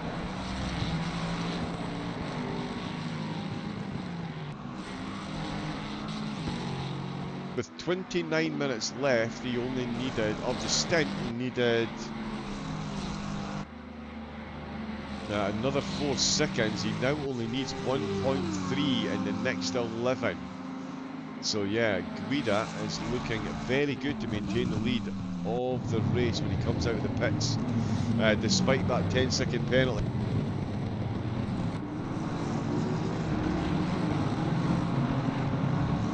Aiden Tan still involved in a battle. It's Novaki this time. Line up a late lunge into turn number 1, and Tan says, yeah, I'm going to go for the cutback if you're going to run that wide as Novaki on the outside line. They look like they're going to be side by side through Eau Rouge and Radion. What could possibly go wrong? Yep, the Aston Martin of Tan cleverly. Oh, he's backed out a bit too much though, and Seymour is coming behind him and caught him in the back there. Unfortunately, yeah, Tan not quite getting that one right there. He backed out at the last minute against one car, and that's ended up with him into the wall, tumbling down to 19th as Mogul and Robu both go through as well. They're now joining in this battle as Novaki breaks away. Seymour was the car that made contact, but completely inadvertently, absolutely not his fault. Which is strange to say when he was the car that rear-ended, but yeah, the car ahead of him completely lifted out of it at one of the fastest parts of the track, and as he reached the crest of the hill, had absolutely no choice, no place to go. He was on the brakes, and just his momentum carried him right into the back. Robu now, in fact, that's Mogul and Tan leaving himself instantly back involved as he goes past a blue flag of his own. The grid massively all over the place now. Multiple cars more than a lap down, so they are all over the track. We are down to 62, so we've lost 3 cars in the opening hour. That's actually not too bad. Only 5% of the field affected, enough by the opening few laps to not be able to continue. The rest of them though are most certainly cracking on, and Guida is absolutely cracking on. He is now close to the 9-second mark for that gap. Oh, there's a bit of contact there. Oh, that poor little Maka has just been collected. That is a blue flag, but still, That is not the type of contact you like to see. A little bit clumsy there. That might be penalties coming out for a couple of the drivers. VDS looking good in that top 5. 2 cars there when the gate serve. Currently running in 5th. He's a fair chunk down on Ivanek, McLaren and Ferlinski, but the way they three like to battle, that might not be the case for much longer. Anzar Mogul still trying to get past Robu as Cedric Welch gets his way potentially past Max Fluger. Fluger looking to fight back if he can, but that damaged BMW. Oh, as I say that though, that is not the way to mount the curves at the top of the hill. That poor little Porsche is about to be pounced upon once again. Moves over to take the inside line, sending the BMW where there's more grip to the outside, certainly on the way into the corner, but did have the grip on the way through. The Porsche will hold on to that one. Fluger still looking to fight back. Aiden Tan constantly involved in battles is Aiden at the moment, and it is Robu now. He's at the back of the group between Seaborn Mogul and Robu, as these two are going side by side down at the bottom of the hill. That's exactly what Tan wants to see from these drivers, so he can get himself back involved and back up the positions as quickly as possible. Toby Blades, in fact, has just gone past Luca Butol as well. So these two, oh, look at the swap position. Oh, that is not the way to do it there. Blades might have just picked himself up a little penalty for being off track. They are blue flagging past a slower car, and in fact, Ivanek, not as close as I thought he was. Gianluigi Guida is now over 9 seconds ahead, and he's still got 11 minutes left of his stint. So maintaining the race lead is certainly looking a distinct possibility. Oh, Seaborn involved in another incident. Oh, there's a whole lot of stationary cars there as well. That is Marcin Seaborn. Once again involved. Let's have a look and see what we can see here. Right, so no one near him at the moment.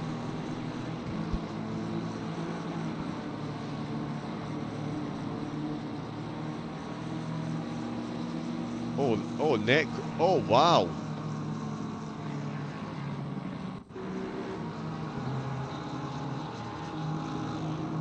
Yeah, so that is netcode at its absolute finest. We'll watch that one again from Helicam. And what we want to do, we're going to see a Mercedes come in at the foreground of the picture. There it is now.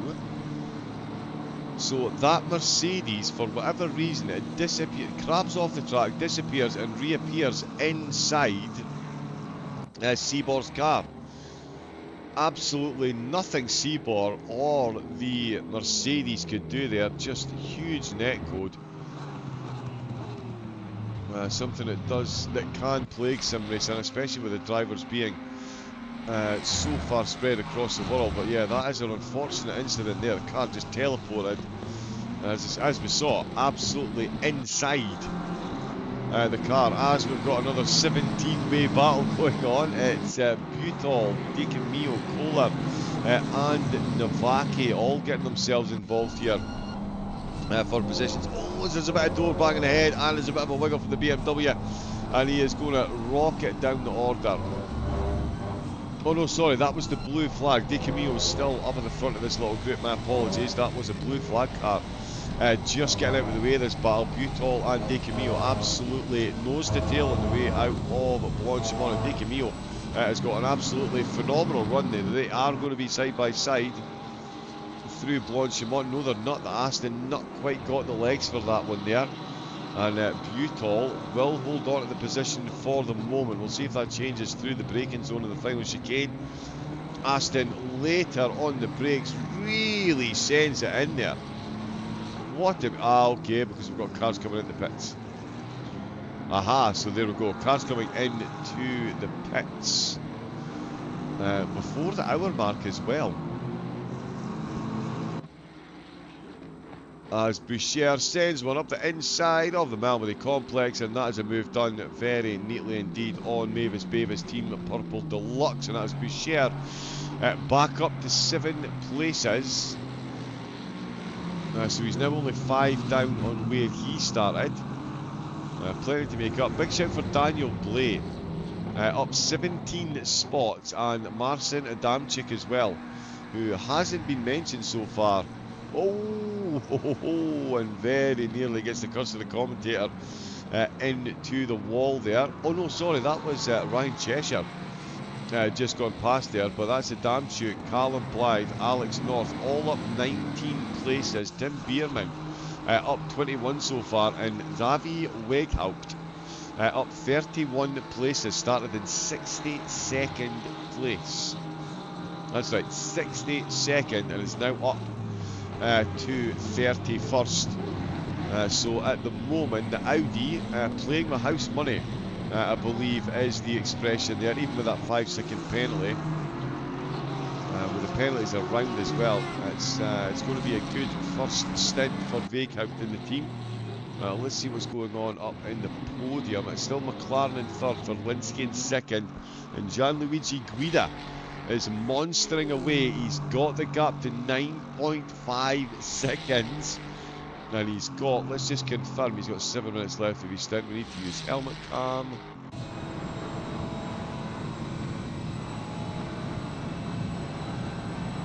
Yep, 7 minutes left of his stint.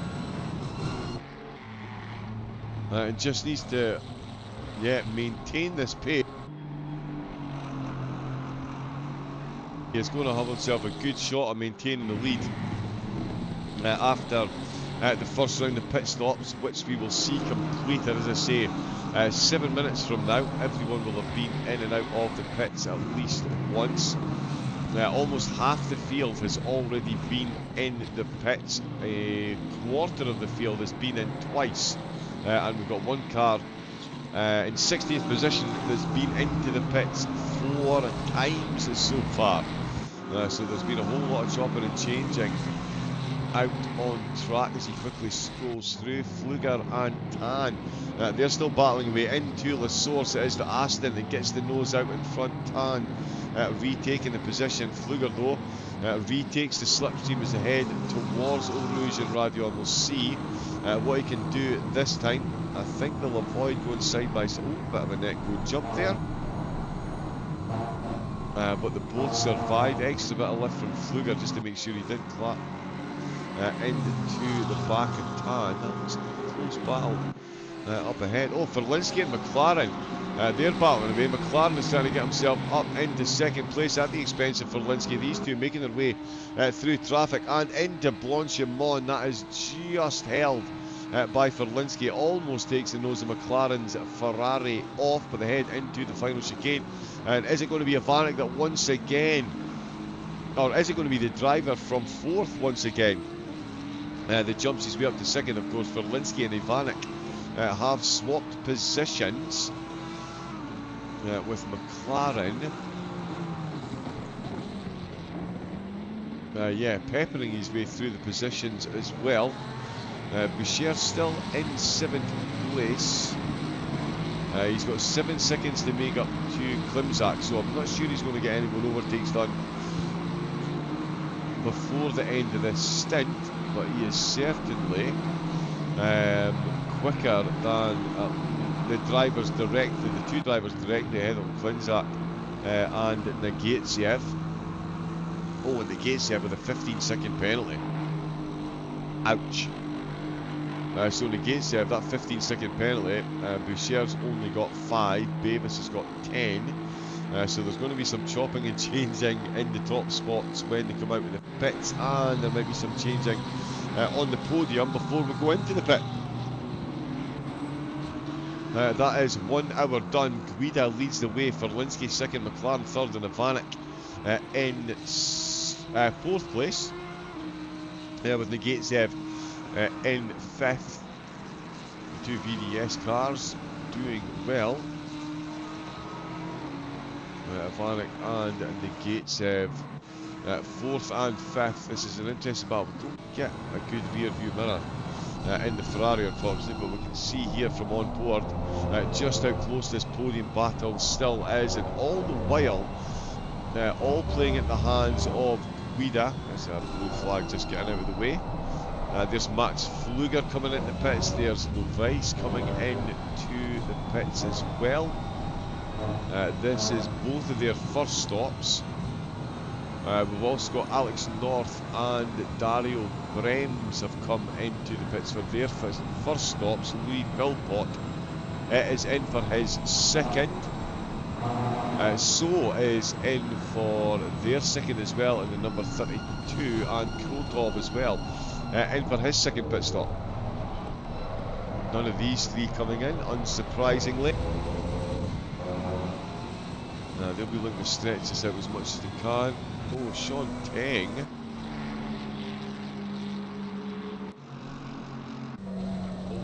Oh, that's a whole lot of damage. That's surely going to be a meatball flag there.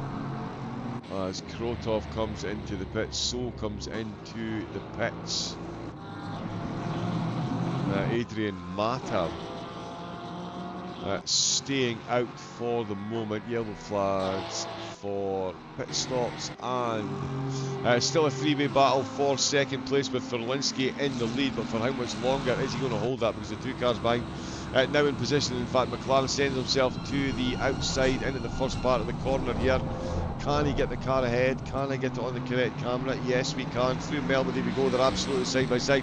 Is Ivanek about to steal a couple of places here, because he is the best positioned out of both of them to take a spot as McLaren sees himself out of the way. Ivanek got a worldly of a cutback. McLaren set it up, and Ivanek is managed to go and get the both of them. No, he's not, because Verlinski is going to pop out ahead and McLaren's going to come back out ahead of Ivanek out of Speaker's Corner. So Ivanek there temporarily up to second place. McLaren set the cut back up. Ivanek said thank you very much, I'll have a piece of that action as well. And Verlinski almost losing himself 2 places. The screen is incorrect at the moment. It is Verlinski still ahead of McLaren, but what a battle this has been. And there we can see an hour and 3 minutes gone. An absolute barrage of cars into the pits. That is going to be a very busy pit lane. We'll see if any of the top 4 decide to come in. I think they will.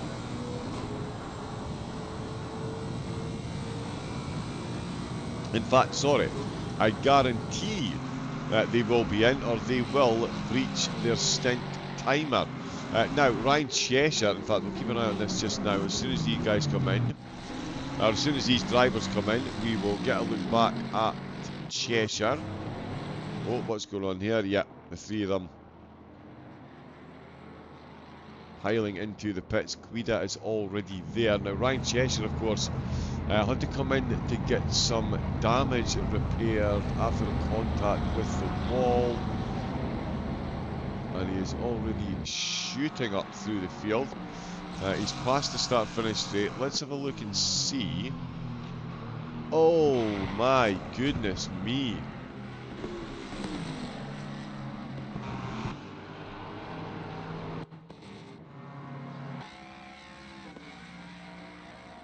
Oh, so it's another blue flag. Oh, and he's trying to sneak out of the way there. Almost made contact.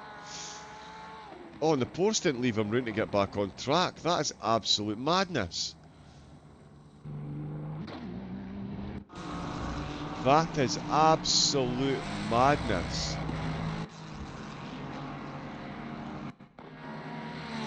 Yeah, I think that's going to be a sizable penalty for the post there. I have no idea what he was thinking. Jump on board, he's slow there, and as we can see, Cheshire tries to come back on track, and the I mean, lordy, lordy, lordy. Yeah, that is a monster penalty on way for that Porsche. I mean, that's going to be no consolation whatsoever to Cheshire. Gets himself back into the top 10. I was going to check, yeah, in fact, we'll still check his stint timer just for sanity's sake, but he is going to be in the pits. To get that repaired. That is so frustrating. Yeah, he's still got 28 minutes left of his stint. Oh, look how much extra control he's having to put on the car just to get it through Blanchimont. That is an absolute nightmare scenario there for Cheshire. 2 pit stops in the opening hour and 10 minutes for our pole sitter. Gianluigi Guida has re-exited the pits and is now 3.5 seconds ahead of Verlinski from McLaren from Ivanic. Klimczak exiting the pits, Jan Boucher on the way in. So Boucher comes to the end of his stint in 6th place. To the end of his first stint in 6th place. There's no way that'll be the only stint he runs. Oh, and that is going to be a penalty for both cars there. Overtaken on the pit exit. He's breached that pit exit line there. So Boucher, I think that's a 10-second penalty. So yeah, a penalty coming the way of Boucher. It's Christian Boucher who is behind the wheel now. But yeah, going side by side and breaching the pit exit line. Never a good idea. The stewards will come down on that. Rightfully so. The pit line is there for a reason, especially an exit. Here at Blanchimont as McLaren goes to send one up the inside of Verlinski. He's looking for that 2nd place. He's got his nose in front. What a move that is! Out with the campus complex and out with Stavolo. He has got himself ahead. We've got a drive-through penalty coming for someone. McLaren confirmed up the 2nd place. In fact, we'll check the penalties once we see this final chicane play out between McLaren and Verlinski. Verlinski certainly going to have the run. Oh, so we've got yellow flags right through the field. Viekhout up in the 9th place, all over the back of Castagnoli for 8th. But McLaren does hold on to that, and Ivanic has certainly dropped pace. Now 3 seconds back himself, Viekhout looking to get past the Porsche. Let's see where the rest of these penalties have been applied. Gamer Extreme's got 10 seconds. Who got the drive-through? Mokol's got 10, Spendrin's got 10, Trail's got 10, Zukov got 15, Borox in the 78 got 5, Meng has got 10 seconds in car 75.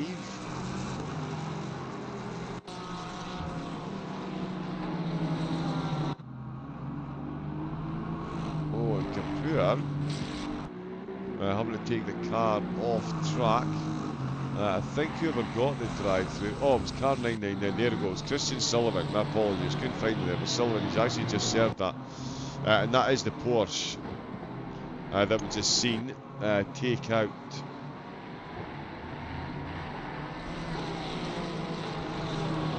our pole sitter. So yeah, a drive-through there for Sullivan. Yeah, it was a silly move, really, just not leaving enough room for the car to come out. We have had a driver swap. Andrea Martier is out behind the wheel of our race-leading car. I do enjoy tongue-tying myself, apparently. We've got Joe McLaren in 2nd and Verlinski in 3rd, Ivanic in 4th place, much like they were, closer to the start of the race. But that's McLaren now up 3 spots, Verlinski up 3, 2, and Ivanic back to where he started. Xavi Wegenhaupt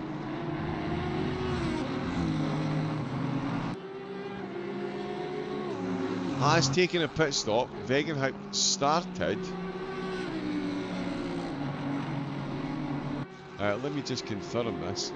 Yeah, so Wegenhaupt started in 54th place in the Audi.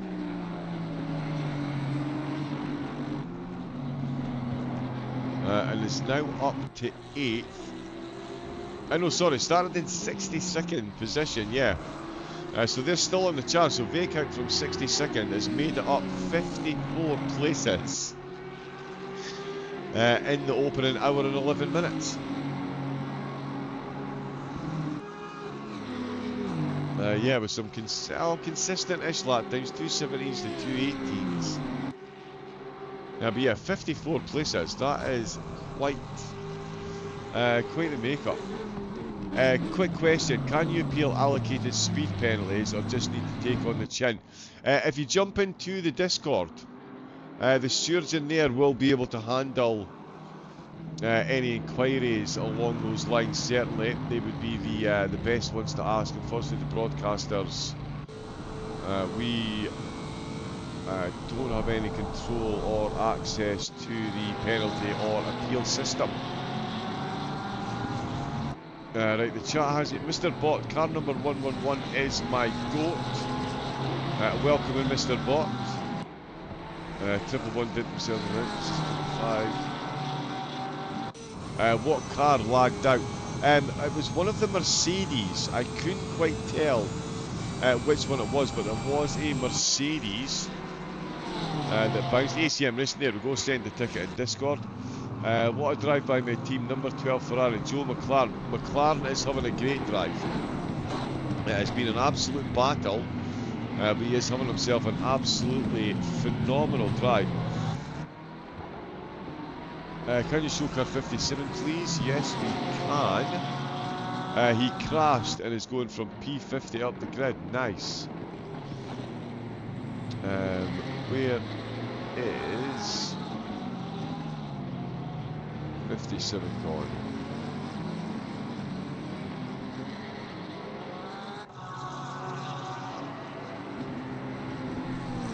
Spendrin, there we go. Yeah, so car in the 10-second penalty, but it's back up to 39th.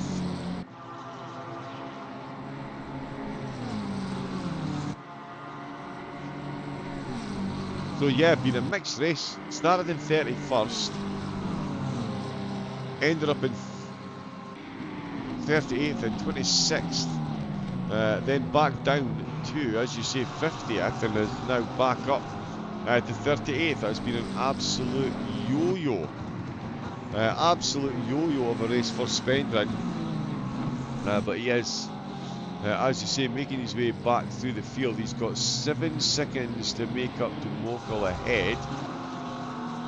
He is a bit quicker lap on lap, so should close that gap. Up at the front of the field, the gap is closing between the top two. We've got Martyr out behind the wheel. Joe McLaren has come back out, and he's got that gap down to 2.3 seconds. So Martyr and the team, they might have been able to get enough of a gap to neutralise the 10 seconds, but it is still 10 seconds lost, and that is certainly playing out at the moment. We've also got Gio Gavioli, who's come out behind the wheel, and he has got that Aston Martin absolutely dialed in. Monkey see, monkey do. The both of them end up massively off track, and that in fact lets Suzuki come through. I thought that was going to be an overtake ahead, but it's not. It's Suzuki that gets the overtake done there. Gavioli. Oh, now, has he got the move done? Oh, not quite, my apologies. He did get that move done. There's Ryan Cheshire back out on track. Just to confirm, back out in 29th position. 10 hours and 45 minutes to work their magic. Let's see what's going on with the Boucher family as well, as Christian is behind the wheel. 7th place at the moment, and is lapping at a similar pace to the car ahead. So the race is now beginning for car 310. Quentin Mueller and Daniel Cataldo having themselves a battle for the final position in the top 10 at the moment. It does look like Cataldo is slightly the quicker of the two, but Mueller certainly the more consistent of the two at the moment. Oh, there's been a little bit of a touch there with that Ferrari as they went past. That's going to slow him down ever so slightly, and that's going to give to Cataldo a good clear run through Blanchimont. Lance Simmons on Gamer Extreme. Gamer Extreme, of course, starting from the pits. He's now running in 34th after taking his first mandated pit stop due to stint timer, and he is under pressure though from Lance Simmons, the Heart of Racing driver, also looking in his rear view mirror. Malinconico is the car closing down, as we see Adama's car. Oh, and that's bravely on the inside gear by the Aston Martin. He's managed to hold on to it. No, not too much travel in the suspension as he rejoined the tarmac there, and does manage to keep the car between the Mayo and the Mustard. The momentum slightly lost, and I believe, yep, that's a blue flag we've got coming up behind as well. Just to make it a little bit more interesting for everyone involved. Cedric Welsh, this final chicane is absolutely a battleground today, as we see another two cars very close coming through, and Cedric Welsh gets a very good run out of the final corner into the source, and that is not even a contest there. Hans-Peter Jurgens gets handily overtaken there. He's flashing the lights. Can't say I'm sure why. That did look like an ultra clean overtake, if we're being honest. Over the top of the crest of the hill we go. It does survive. Let's see what he can do in the slipstream. You think the BMW will have the upper hand over the Porsche at this point. Of course, as soon as we touch the braking pedal, it's all about the Porsche. The BMW not able to get close enough on the way into Lacombe and on the way out of Malmedy. Yep, it's going to be Cedric who's going to hold on to that. Very nicely done in the Porsche. Oh, wish me luck. I'm going in. What car number? Durex Adam. Is Adam? Adam. I'm going to go with Adam on that one because I've got a friend called Adam. So yeah, what car number are you in? We'll make sure you get your plenty of camera time. Oh, and the lead's changed hands. My apologies, we've missed the lead change in hands. Joe McLaren. Let's see if we can, in fact. Oh, it was the final chicane. Oh, and they made contact as well. So they made contact in the final chicane after a waiver. McLaren comes firing through. So yeah, I think we are going to see the overtake here. So a bit unfortunate on the way out of the last chicane. But McLaren, completely undeterred, has gone on to take the lead from this position. And I think it's a straight shot over Eau Rouge, Radion, sorry. Of course, Eau Rouge, the river that runs under the bottom of the track. Oh, he's just got so much more momentum. And yeah, that is Joe McLaren now in the lead. Adam is going to be in car number 78. Absolute best of luck to you. May your laps be both quick and consistent and your pit stops smooth. And the odds ever in your favour. There we go then. So it's Akas Borox. That is out behind. Now that could be. Oh, that could be an incident. Calvin Berg. Oh, I'm making an absolute meal of Eau Rouge and Radion. And that is one of the easiest. That is one of the easiest overtakes we're going to see today. Now, who have we got here? Malanconico. Yeah, keeping up a Gamer Extreme at the moment. We've also got a battle going on. So much overtaking action. Apologies if I do miss anyone that you're cheering on making an overtake. There's we do have over 60 cars on the grid. We are getting as many of them out here as we can. In fact, Voloskov looking for another overtake.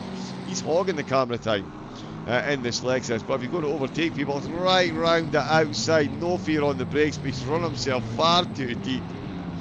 Absolute skid marks left on the track there from the tyres. Voloskov. The ambition unfortunately outweighed the braking ability of the Lexus, and all he's done, I think. Oh no, Cassiano's still a fair bit behind. That is a blue flag he's got there, but that was almost done. Malanconico out of Stavolo on the back of Gamer Extreme. One or two drivers that started from the pits. Extreme up to 34th. Oh, I tell you what, that is an easy done move through Blanchimont. Surely knows that. Oh, he's touched the curb. Extra steering. That is an absolute save. Race fans worldwide, can we get a standing ovation for that save by Malanconico there? Very nearly bins it through Blanchimont, but brings it back from the precipice Doesn't get the overtake. Doesn't need to get the overtake. He's got a 15-second penalty on the driver ahead of him, but still, he will absolutely go for it. Let's see what we've got going on further up the field. As Verlinski is now closing in on Martir as well. More podium battles underway, and we're less than an hour and a half in. You absolutely love it. If you are out there looking to get involved in sim racing and you're wondering what organisation you should choose, I don't know why.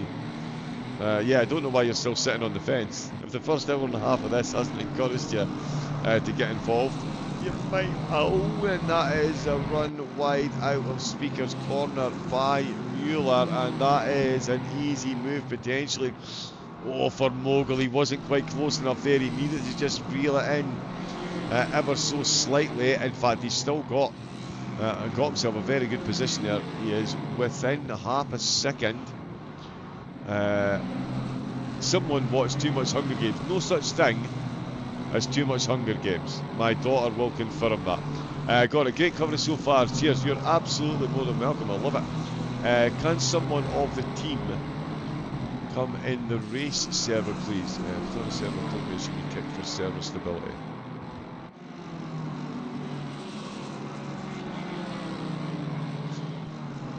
Okay, yeah, so yeah, for server stability, it's only the current driver and the incumbent that will be in the server, I do believe. But again, yeah, the stewards in Discord, if you give them a shout, they're more than happy to lend a helping hand for Linsky. More than happy to lend a helping hand to help Martir off of the second spot on the podium. Martir not so keen on this particular trade. We'll see if aggressive negotiations break out. I'm a Star Wars fan too. Between these two, 2.9 seconds. So again, the race leader in both stints so far has been hugely helped extend their gap by the battles going on for the final two podium positions, and that is a trend which is set to continue. A trend which isn't set to continue though, Ivanic.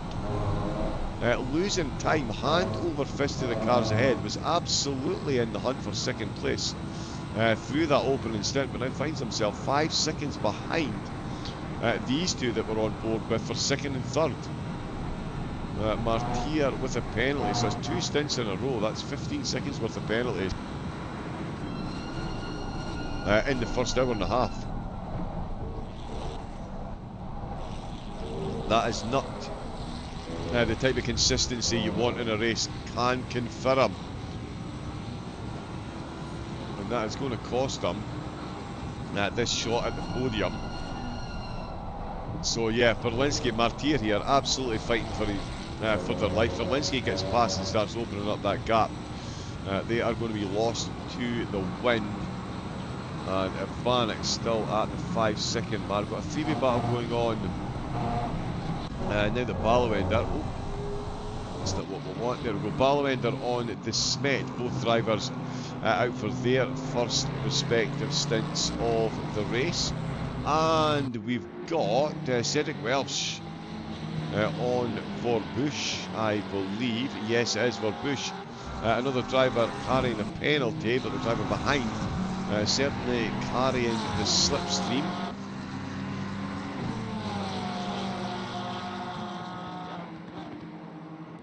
Down into Puon, that is getting close. Callum Blythe has just been overtaken by Ryan Cheshire. Cheshire back up to 26th place. To say it's been a rough opener for Cheshire and the team so far would be somewhat of an understatement. Twice getting collected by blue flag cars that had an incident on the curbs. Two completely different parts of the track. There's a whole lot of PTSD for Cheshire and the team to deal with. But they're certainly doing a phenomenal job at the moment. We've still got 60 cars out on track, Soham Kapoor bringing up the rear of the field at the moment.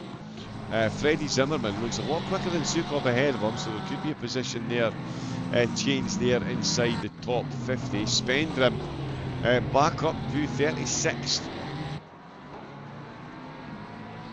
Now himself, Mockle and Extreme all getting close, and they've all got sizable penalties.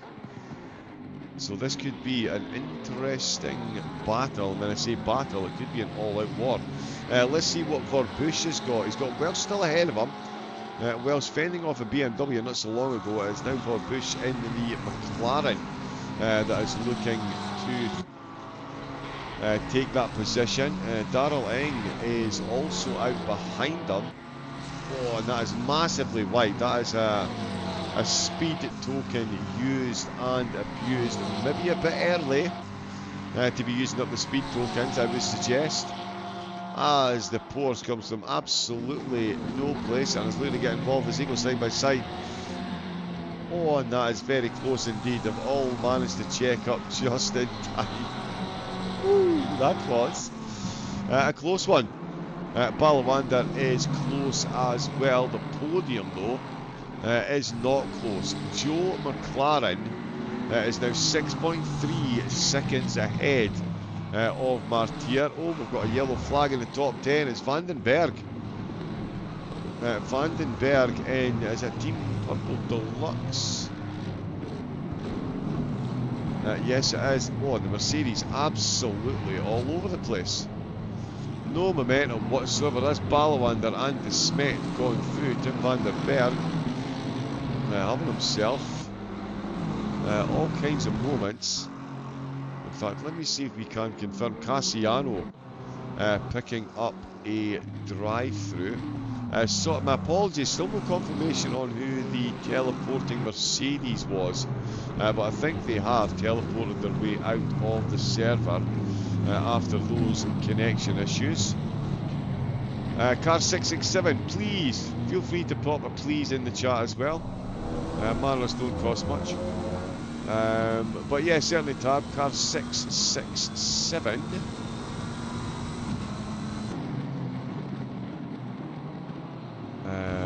Let me see. Oh, De Smet and Balawander, they're still absolutely hammer and tong.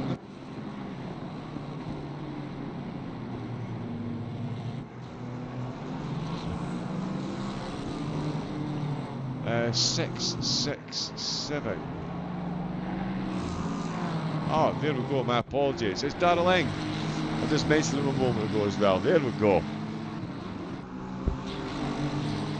Yes, so there we go, and he is involved. Yeah, he's currently chasing down Alex Cruz. More than welcome.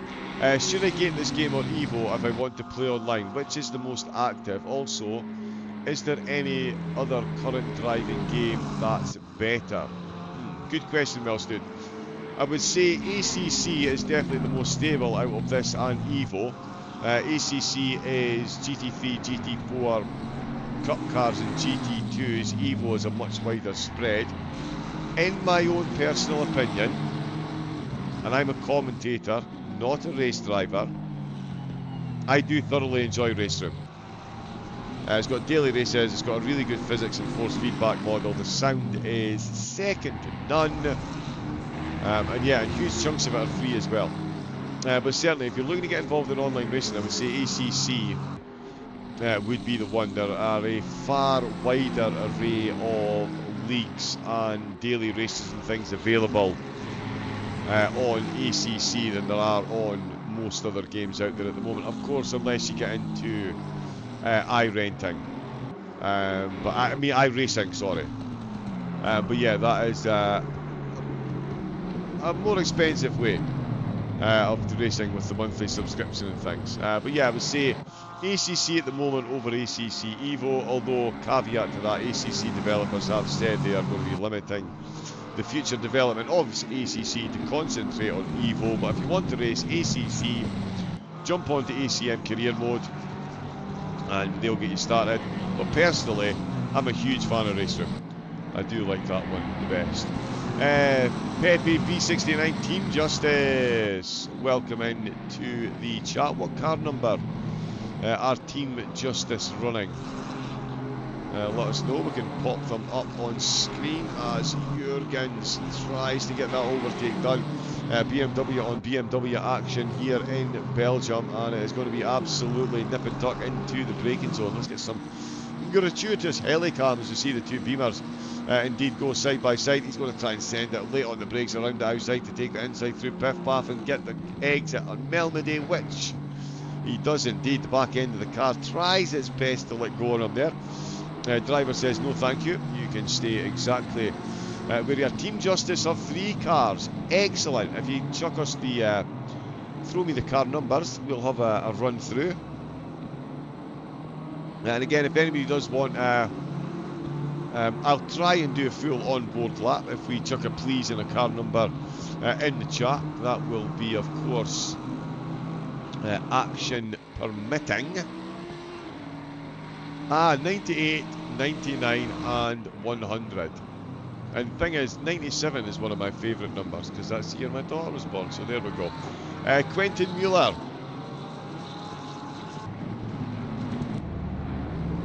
There he is in the 98, so he is the lead Team Justice car. We're on 99 there. Oh, Cedric Welsh, of course. He's been involved. Good driver, Cedric. He's got that Porsche absolutely dialed in.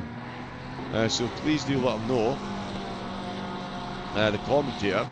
Very impressed with his handling of that Porsche. Not an easy car around here, with its lack of top end speed, and we're looking for 99 as well.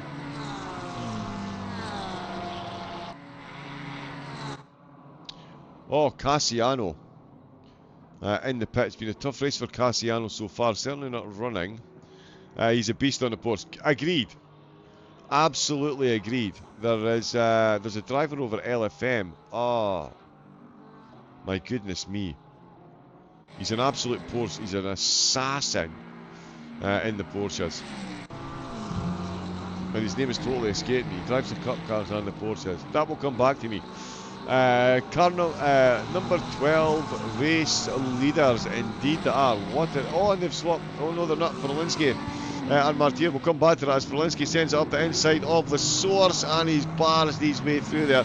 That's a nice move. Martier with that, carrying a 5-second penalty, now carrying third place.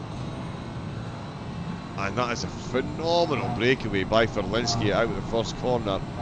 Absolutely pounced at the perfect opportunity, and it's going to leave Martier absolutely nothing to do into the braking zone, as we've got more penalties coming in. It's not in the top 23, so we'll get a look down and an update on the penalties. I might actually get an update on my beverage,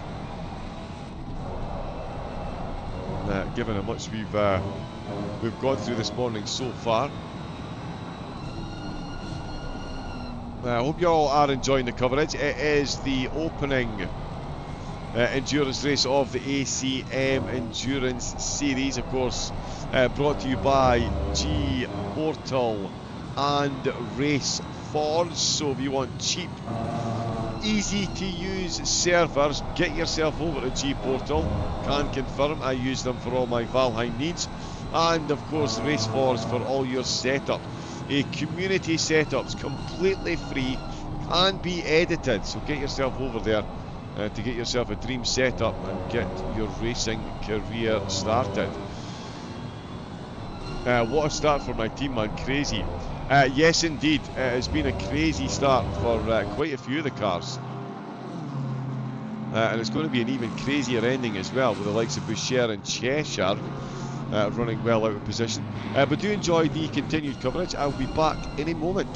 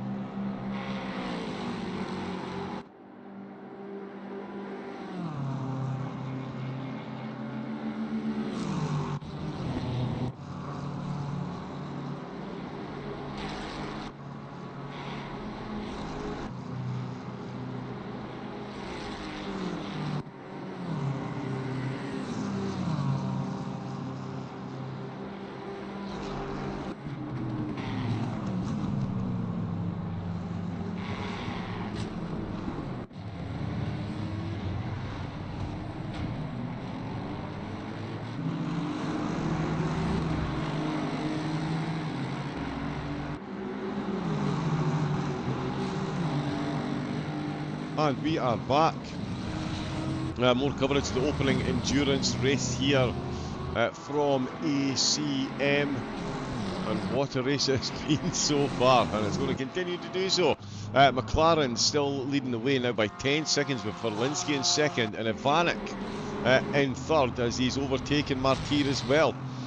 So Martyr not got the pace of the drivers ahead of him at the moment, and is dropping spots. We did see some more overtakes there on screen as well. I think this one here is looking pretty close. Between Cox, Baranek and Marty Fox.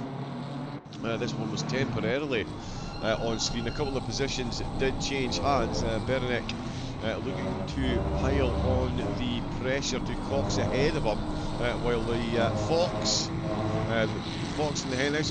Oh, and that is a terrible stab of legs. Oh, he's weaved there to try and force him over. They've almost made contact again on the straight. You absolutely do not want to do that. And it is Cox that has been overtaken, and Matty Fox looks like he might jump in on this one as well. Is he going to be close enough in the braking zone to make anything happen? He does get very close, but not quite enough. So Cox will hold on to at least 28, but Beranek has just taken 27th. And Fox has just taken a chunk of time out of that final chicane as well. It's going to be an interesting one along the Kemmel Straight between these three cars, so we'll stay on board and see what we see from these three. I did notice a couple of penalties as well. Mockle 26 and Spendrin in the 57, I believe.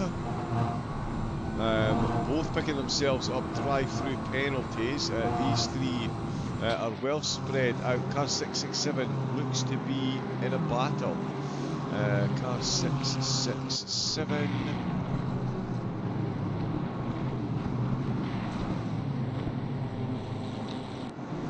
Now, where are we? My apologies, there is quite a few cars to scroll through.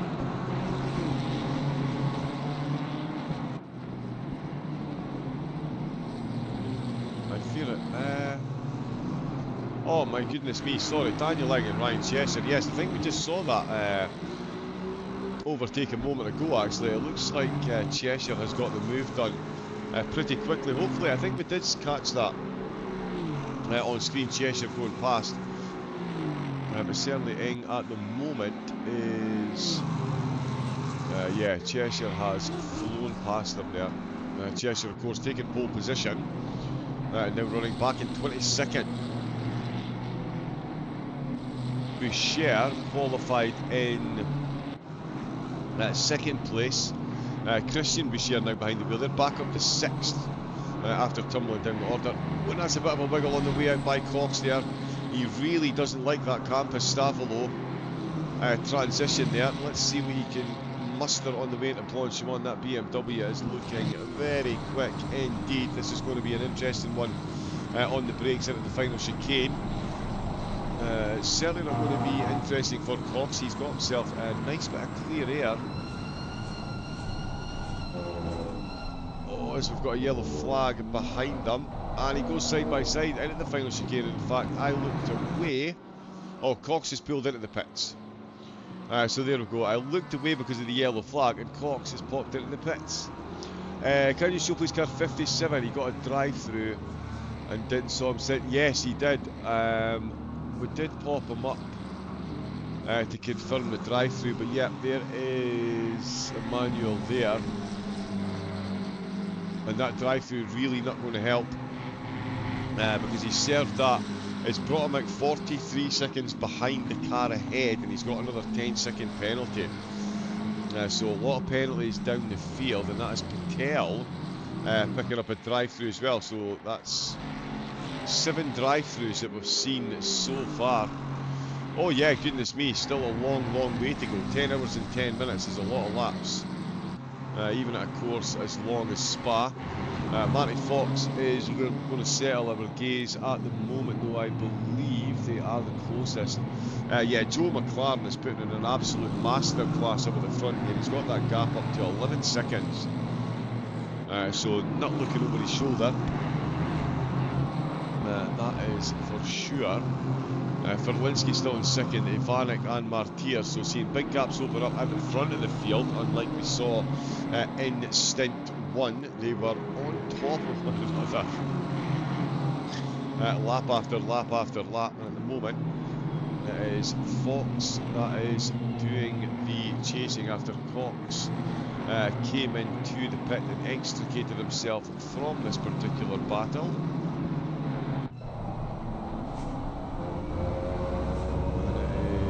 Berenick that is being chased. That Aston Martin. In fact, bear with me a moment till I fix that.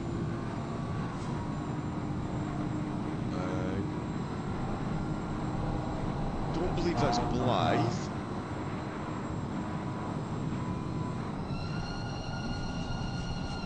Not the easiest to see. Alright, okay, yeah, so that is a car that's down. I thought it was a car blue flagging to lap these cars, but no, that is a car that is a lap down. Kohler is out for Team Purple Deluxe, 30th position. So yeah, the opening laps at Spa has certainly been a mixed bag for a lot of the drivers. Viehout, who started outside the top 60, has been into the pits twice, still running in 20th position, runs a bit of the way through Blanchimont, but absolutely sends it off the inside on the way into the final chicane, and that is job done. Wegenhout makes up another spot, this one at the expense of Borbush, so they've swapped positions once again.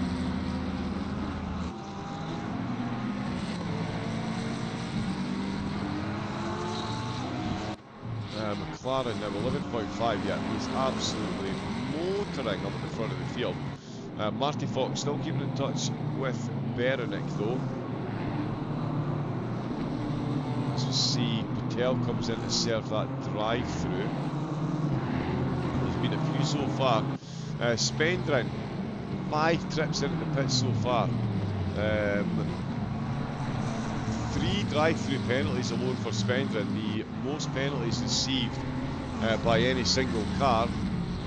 So Spendrin, who's driving this one solo, he's not making it easy on himself, that is for sure. Oh, Seb Harnett, sorry, just exit the pits here.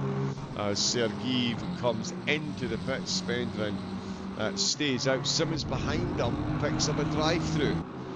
So the ACM Racing car that was inside the top 20 at one point, down to 47th, with a drive-through to serve. Show 14, please. P14. Fox is still very close. Let's see, 14. Hans-Peter Jurgens for PRT.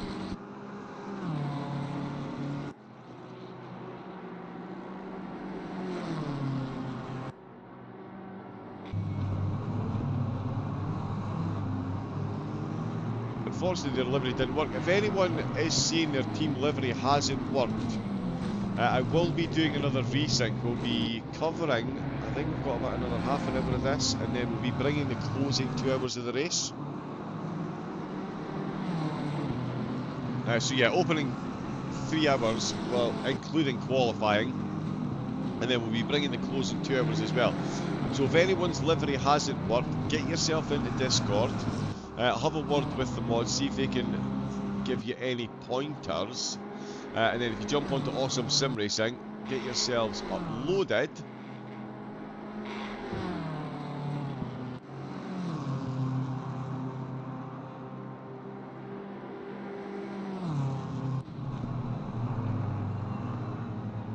Yeah, so jump yourself over to Awesome Liveries, Awesome Sim Racing, and update those liveries. We'll see if we can get them on for the close of the race.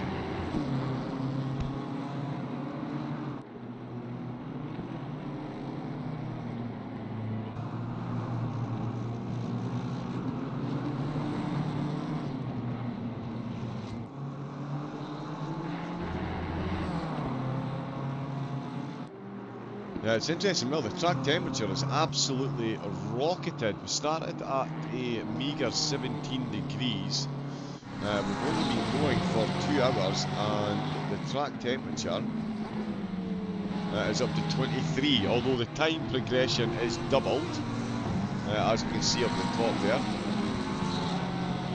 So it will be 24 hours worth of weather that the drivers get through. Hopefully some rain. Fingers crossed, fingers crossed. We do have single cloud cover. It does look like a nice sunny day. Of course, if it was real world weather conditions, it would be snowing. So the track would definitely be wet. Snowing in Belgium, as we were informed. Snowing here in Scotland as well. But I do think I'd rather be at Spa, to be honest.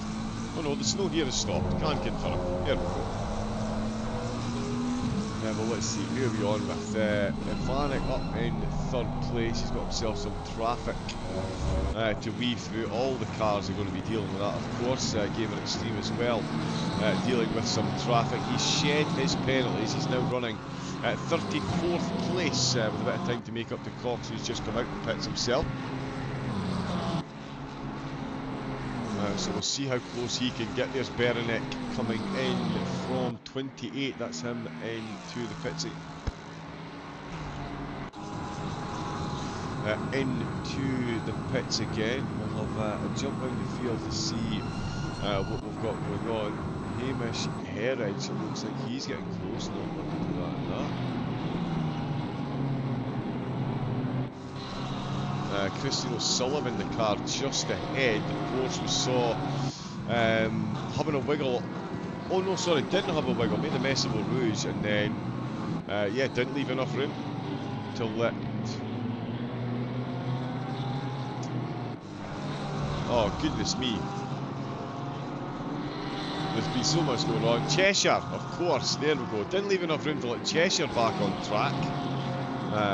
And that saw Cheshire with another trip at the pits for a whole lot of damage. But certainly at the moment, Hamish Herridge absolutely in the hunt, although... Oh, Ditapong. Yeah, getting involved as well, right? So there's a nice little three-way battle going on here as well. White flags all round, not sure.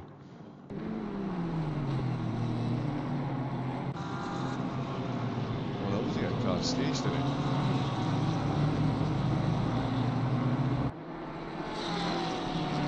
So yeah, Sullivan's still leading this group, and no, so that's not Ditapong that was behind him there. My apologies, I've got myself completely confused with who that BMW is. It's one of them that I do recognise from the front of the grid, but yeah, that is a blue flag going through. Oh, through Blanchimont. Is Hamish going to be able to take advantage of that?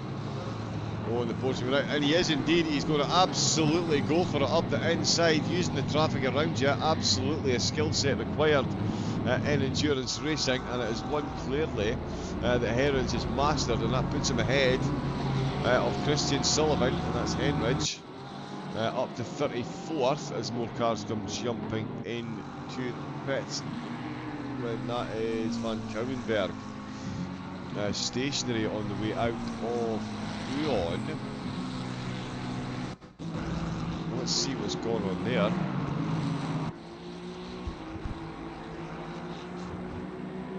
Just been overtaken by one of the VDES cars. Oh, and the back end just goes on the way to Puon. Oh, a little bit of corner entry oversteer. Back end lifts. Front end says no thank you, and the car does what it wants effectively. Oh, Gamer Extreme stationary in the middle of the track, reverses himself off track as quickly as possible, but that is the 696. Facing the wrong... Oh, the Hatter Racing car completely off track there on the grass. Does manage to brake. Gamer Extreme. Lecum, Piff Path. Oh, that is another little tank slapper there. Oh, and the Hatter Racing car did phenomenally well to avoid that one. And yeah, Gamer Extreme. He has got to sit there for an extremely long time before he can get moving again. And that is more positions lost. We've got a battle just on the edge of the top 10 that's been brewing for quite some time now. It is Ansgar Mogul versus Quentin Mueller, one of the Justice Team cars. Let's get on board for this one. And in fact, Mueller... Oh no, my apologies. What's going on here? Ah, okay, yeah, Mueller coming out the pits. Right, okay. So they were close, but Mueller's pulled it into the pits, so Mogul can breathe a sigh of relief. Defensive duties required into La Source. And cracks on. And in fact, we are going to be coming to the end of the second stint very shortly. How time flies when you're racing at Spa. Let's have a look and see what our race leader's got left on the clock. 10 minutes.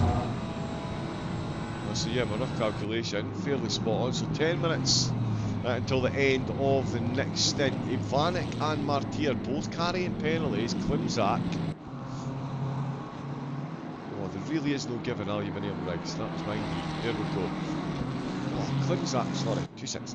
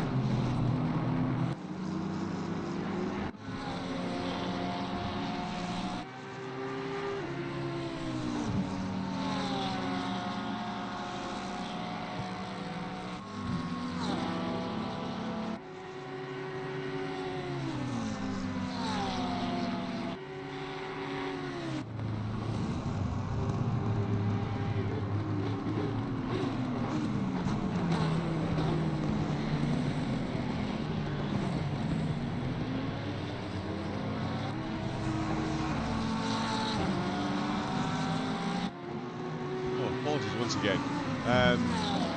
Where were we? Yes, Welsh on an overtake attempt at the moment. He's got Ryan Cheshire, fastest car on track still. In fact, he's just beat the fastest lap, his own fastest lap of the race to get down into the 17s. 2 minutes 17.212, 2 seconds quicker than Welch on that previous lap. Welch trying to close in or hold on to the back of Weghout himself. Has had an incredible race so far to get into the top 20, and at one point it was running inside the top 10. But certainly that could be an interesting battle soon when Cheshire catches up. He's within a second and a half. He is much the quicker compared to the two ahead. And in fact, Welsh is in post. He's got a blue flag to get past first.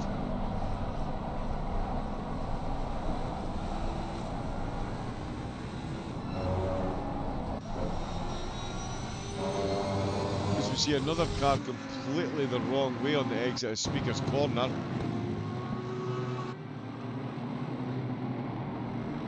That is Verlinski's car just ahead. Oh, and it's the entrance curb. Yeah, I mean, managed to minimise the contact pretty well there. That is still a big dunt, and I tell you, Ryan Cheshire not slowed down by any of this at all.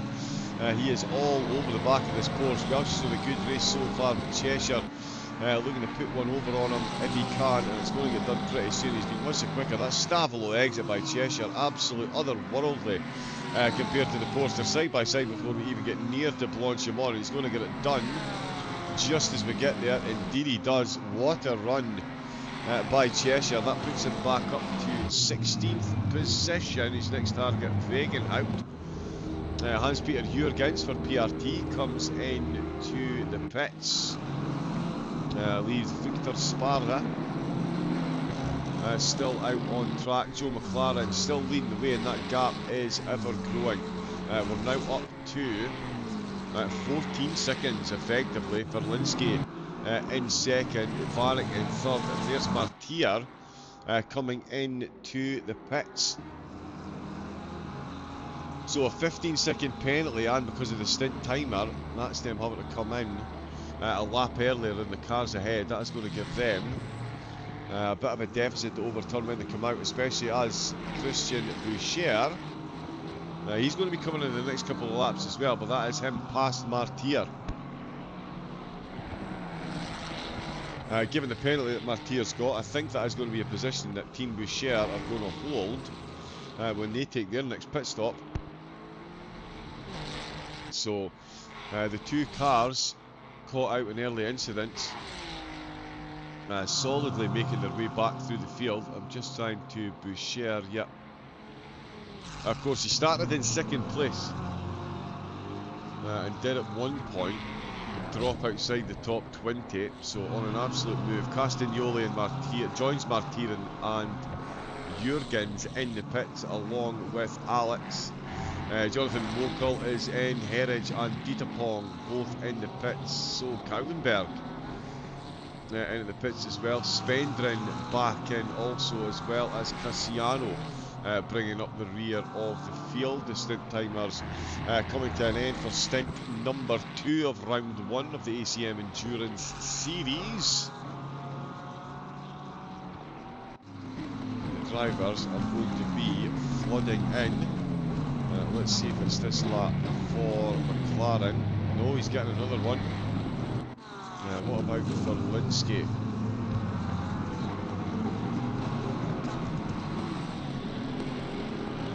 Is he going to come in? Oh, now so in fact, yeah, that means that Martier maybe came in a bit early.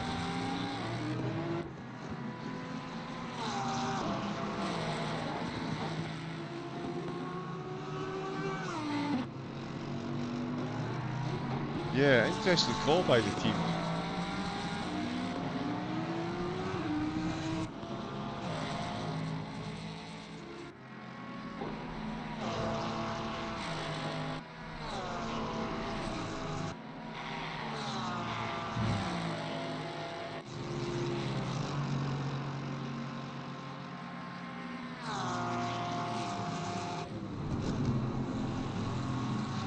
Yeah, interesting call by them. Ivanek has stayed out as well. So has Klimzak. There is Negatsev for VDES coming in to the pits in the Lexus. Balawander is just coming towards Blanchimont now. Mogul is a bit back. Let's see what McLaren's doing on his lap. Yeah, he is still running pretty comfortably. There is Alex leaving the pits. I thought that was an incident there, but it is not. Artem Ivanov. Lots of traffic to deal with and a potential overtake. As we've got a lot more flags, and Ivanov, oh, he's absolutely side by side Van Kouwenberg. But they do have 4th place involved there as well, which is currently Klimzak. So that's Klimzak making his way through as Ivanov tries to get the move done on Kauenberg. Simmons behind him is a fair bit down and got that 10-second penalty as well, so still got a bit to make up. And yeah, interesting one for Ivanov. Now, can he do what we've just recently seen and use the faster car ahead to create a gap to get past Van Kouwenberg? At the moment, Van Kouwenberg certainly in an interesting position given where we're coming up to on the track. Going to try and let the car through. as he does on a big flash of the lights from Ivanov. Didn't quite. Yeah, Van Kouwenberg maybe left that a little bit late, although it looks like he is going to survive. But they do have another one of the faster cars coming up to them as well, as we see more cars coming into the pits, including our race leader. Let's see what goes on here. Oh, and he's thought about looking up the inside there. Is somebody coming into the pits? Nope, nobody comes in. All three of them step. Oh, and the BMW in the head has ended up forcing them 3 wide with that little bit of a wiggle there. And that is absolutely not what they were looking for at that point. That is Ivanov manages to hang on to it just along with 4th place Van Kouwenberg. Very nearly getting himself caught up there when the BMW wobbled. But these two are going to go side by side for the position. More cars exit the pits as these two tear up and over and onto the Kemmel Straight once again. It's yeah, Rari v Rari. And they're going sorry, Rari v McLaren. They're going to go side by side. It's going to be the market of Ivanov has got the move. No, he's not got the move up the inside. Oh, and Van Kouwenberg too heavy and too late on the brakes, and he's locked up completely. Spun the back end of the car, and Ivanov has sailed through there. Very quick and easy overtaking the end. Driver ahead makes a bit of a mistake, and that's that one done and dusted. The top 4, 5 have all brought themselves into the pits, and in fact McLaren is on his way out again. And he is going to maintain the lead of the race. Boucher came in from 5th position, so we'll see where he is when he comes back out. There is McLaren safely out. We'll see if it is still McLaren behind the wheel. Carballo, Daz and El Kamla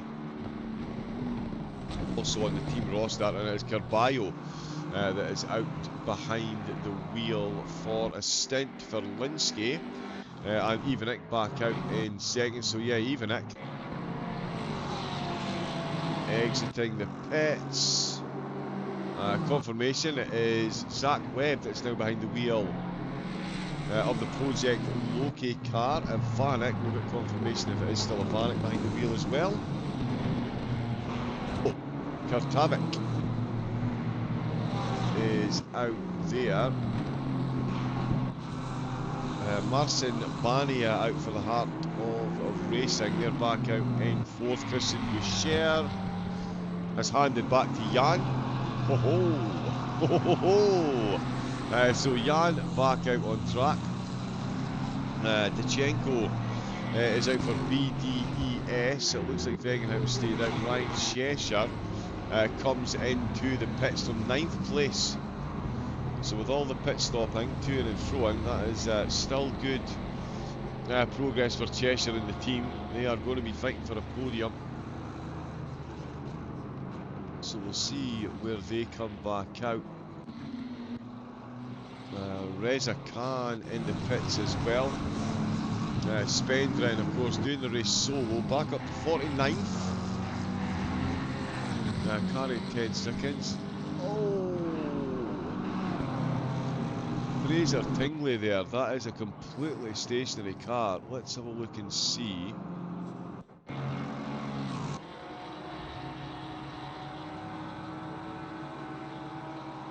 Oh yeah, just going very slowly along the Kemmel Straight there. Oh wow, the car looks really unstable there. Yeah, it's definitely having some kind of problem there.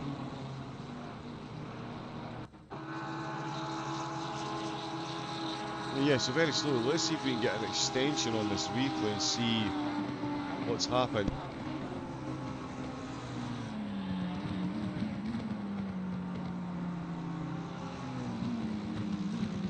Yeah, I would say that's some kind of technical failure there, as Tingley just rolled into the barriers.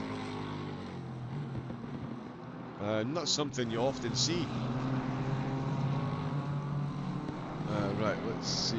So yeah, Carballo out behind the wheel of car number 12, leading the way with Zach Webb now out in second, Kurtevich in third, Banya in fourth, and Jan Bichir out in fifth position. Tachenko sixth, and Martier in the team now in seventh place.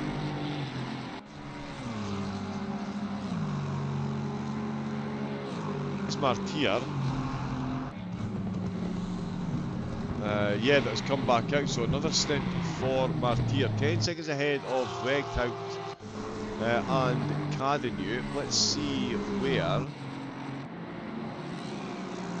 pole sitters are. They're back out in 16th place. Absolutely solid progression. Back through the field.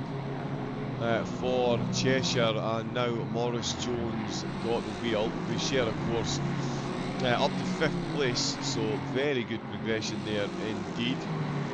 Veighout still bringing home the big numbers though. It's now Taylor. Oh no, sorry, Taylor behind the wheel. They're at 50 positions in the VIN car. Xavi Veighout, 55 positions. Which is absolutely incredible. Yeah, 55 spots Veighout has made up so far. Yeah, absolutely sawing their way through the field. Nope, we want this to stop freezing on me. Perfecto mundo. Zimmerman and Ditapong up 13 and 14 positions. Sergeyev up 16 places.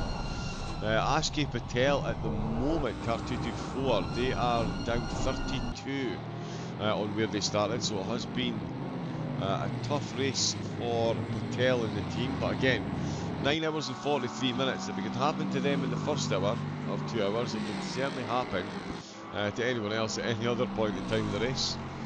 So plenty of time to make back the spots. We'll have a quick bounce around the field.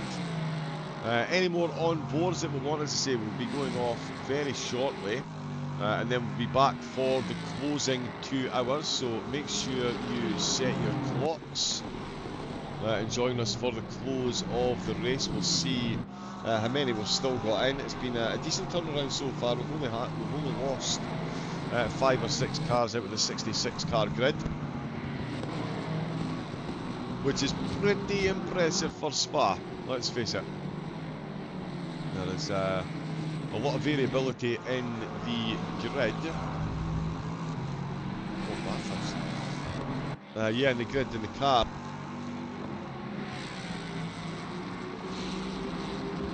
Sometimes, and the driver abilities. So yeah, good to see so many cars still up and running. And again, we'll see how many are still going. Like I say, 7 hours 40 minutes from now is when we will be back, 9 PM UK time. We'll get, as I say, the closing 2 hours of the race. Got a little bit of time left at the moment. In fact, before I disappear off,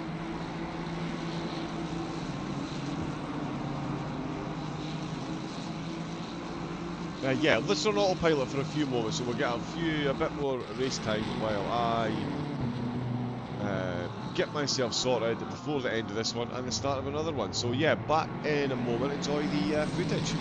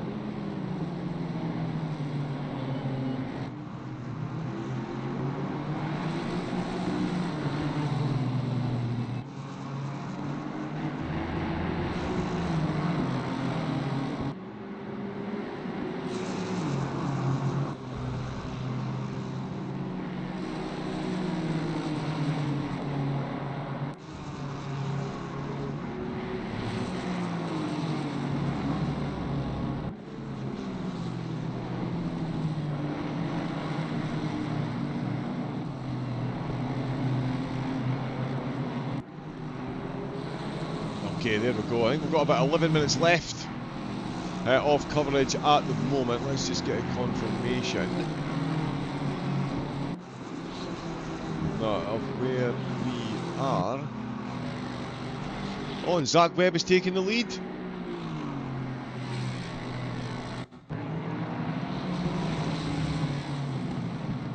So yeah, looks like, oh, he's run a bit deep through Speaker's Corner, but this is down through Puon, so this is a blue flag unlapping themselves. Ends up running wide, comes back on at Rob's Webb of all these Rob's Carballo of all his men. Oh, there's a contact behind there, third place gets in contact, and Ferlinski's teammate Zach Webb weaves his way through the campus complex, and by the time we get to Stavolo, it's absolutely job done and dusted. And that is a handsome lead that Webb has eked himself out. It's already at the 2-second mark. Barnia now just been overtaken by Boucher. Carballo the wrong way round. Carballo is the wrong way round. He's gone from the lead to stationary at the top of Eau Rouge in a matter of a few corners. Hopefully we're still going to catch this one on a replay. Yes, indeed we are. Oh, so he heads his way up. Oh, he's missed that curve on the right. Ow, wow. What a contact. Absolutely batters. That is the professional term. Off the wall and straight back to the pits.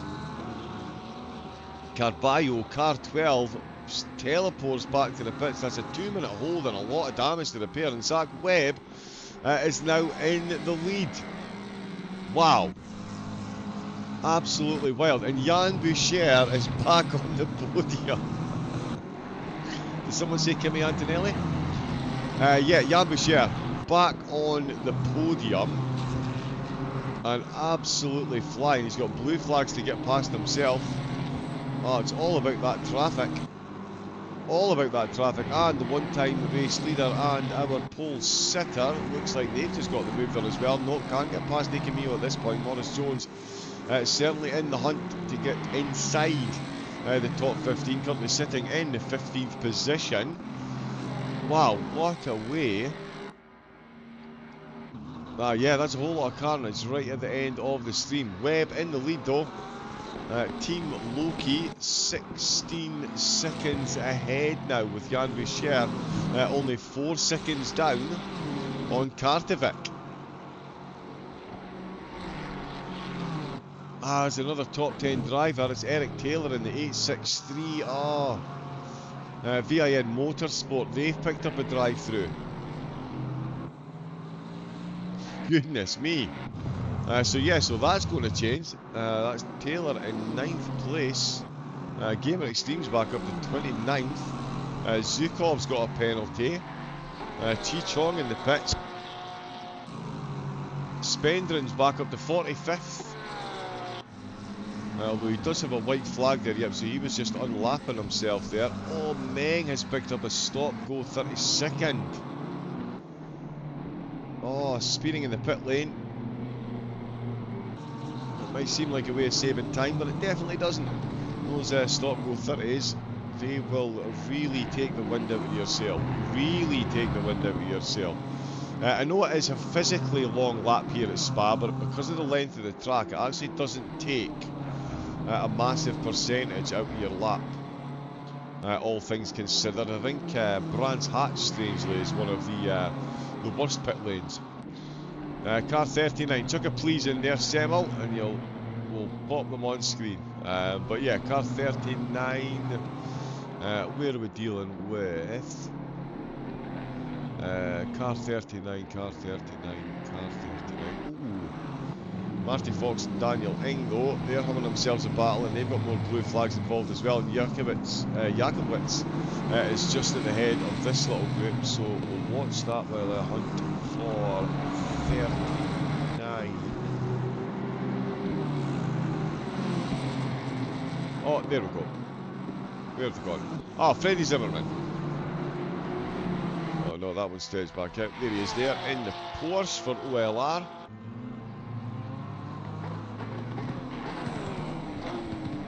Good race so far. Started in 52nd in the over limit car, and he's got himself up to 37th. So 15 places so far. So yeah, very solid progression through the field. He is certainly faster than me. That's for sure.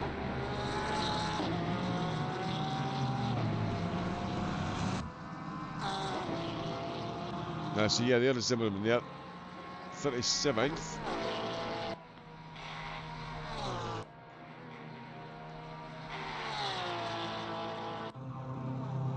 As we see, yeah, Taylor coming in to serve that drive-through.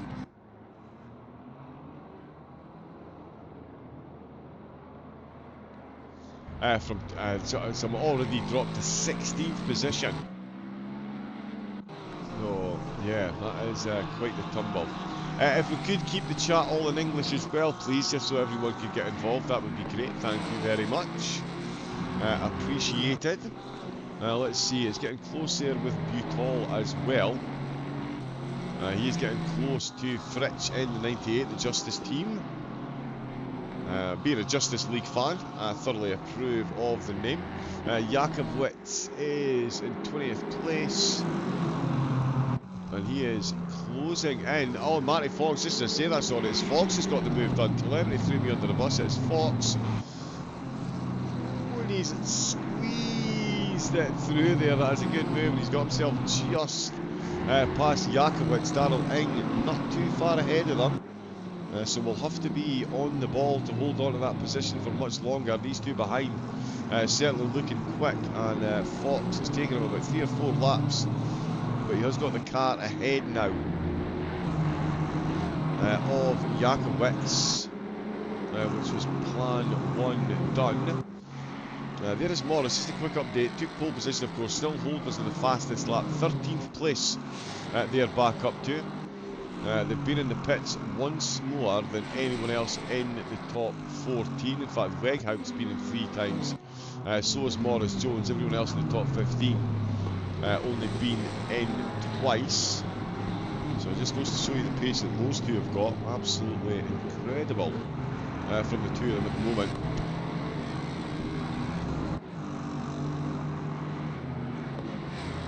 The big question though, is it going to be enough to catch up to Jan Boucher? I know Webb is leading at the moment and he is quick, but Jan Boucher is quick.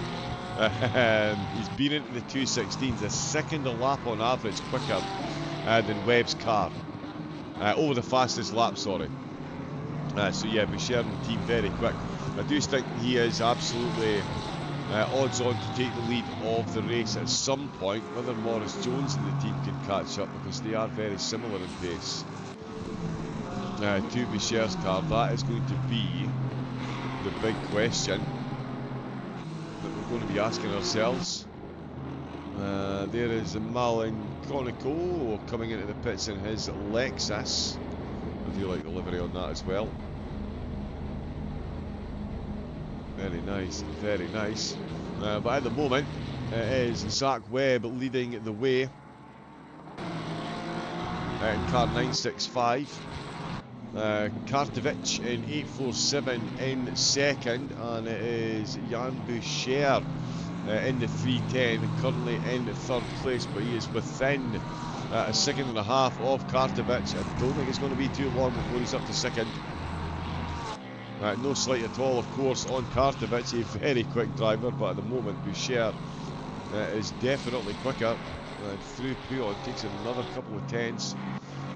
Barney in fourth with Tichenko in 5th place, Martyr in 6th, Cadenu in 7th, Robu in 8th, Fritsch in 9th, and Luca Butol in 10th position. We'll leave it on the race leaders for the moment.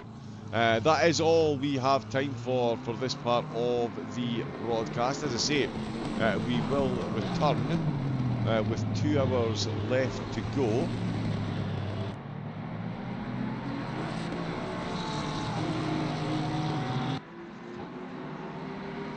Yeah, sorry, we'll be back, as I say, with 2 hours left to go. So 7 hours and 27 minutes, approximately 9 o'clock UK time. I hope you can join us all then. Of course, today's race brought to you by G Portal and Race Forge. G Portal offering premium game servers with the best hardware UIs and a clear interface and fair pricing.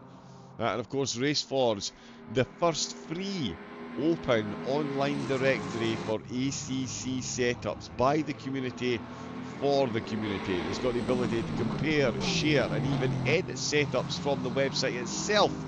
Utilise raceforge.org to get your dream setups. www.raceforge.org, the place to go. And of course, www.gportal.com, g-portal.com, sorry. Get yourself over there. Get some Valheim servers, much like myself, and help support a company that supports our beautiful sim racing.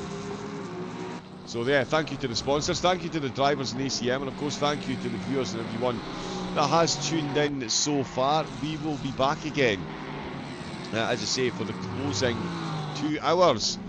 My name has been John Wright of TrackSpot TV. If you are looking for broadcasting with a professional immersion or are looking to become a broadcaster yourself, then give us a shout with TrackSpot TV. It'll be myself, John Wright, or Mr. George Cook himself, the wonder from down under, that will take you through the process for signing up for coverage or to become a broadcaster as well. So thank you to TrackSpot TV. And until later on this evening, stay safe, take it easy, and have a great rest of your afternoon. Welcome to ACC Career Mode by ACM Racing. ACC Career Mode is back and better than ever, with a 3-month-long series containing over 50 races with mixed formats and challenges. Team up with friends to manage your finances, car performance and sponsor contracts, or go solo and manage your favourite car across the whole season, utilising the daily, weekly and monthly challenges to add some spice to your online racing. The best thing? You decide your career, with 7 different paths to choose from. Minimum effort is no effort. ACC Career Mode Quarter 1 contains 5 races a week, all stewarded and commentated live with a range of formats from 4 to 12 hour endurance races to 25-minute sprints. The full race calendar is available at acm-racing.com, with individual race sign-up taking place on SimGrid. Only available on Assetto Corsa Competizione PC European-based league.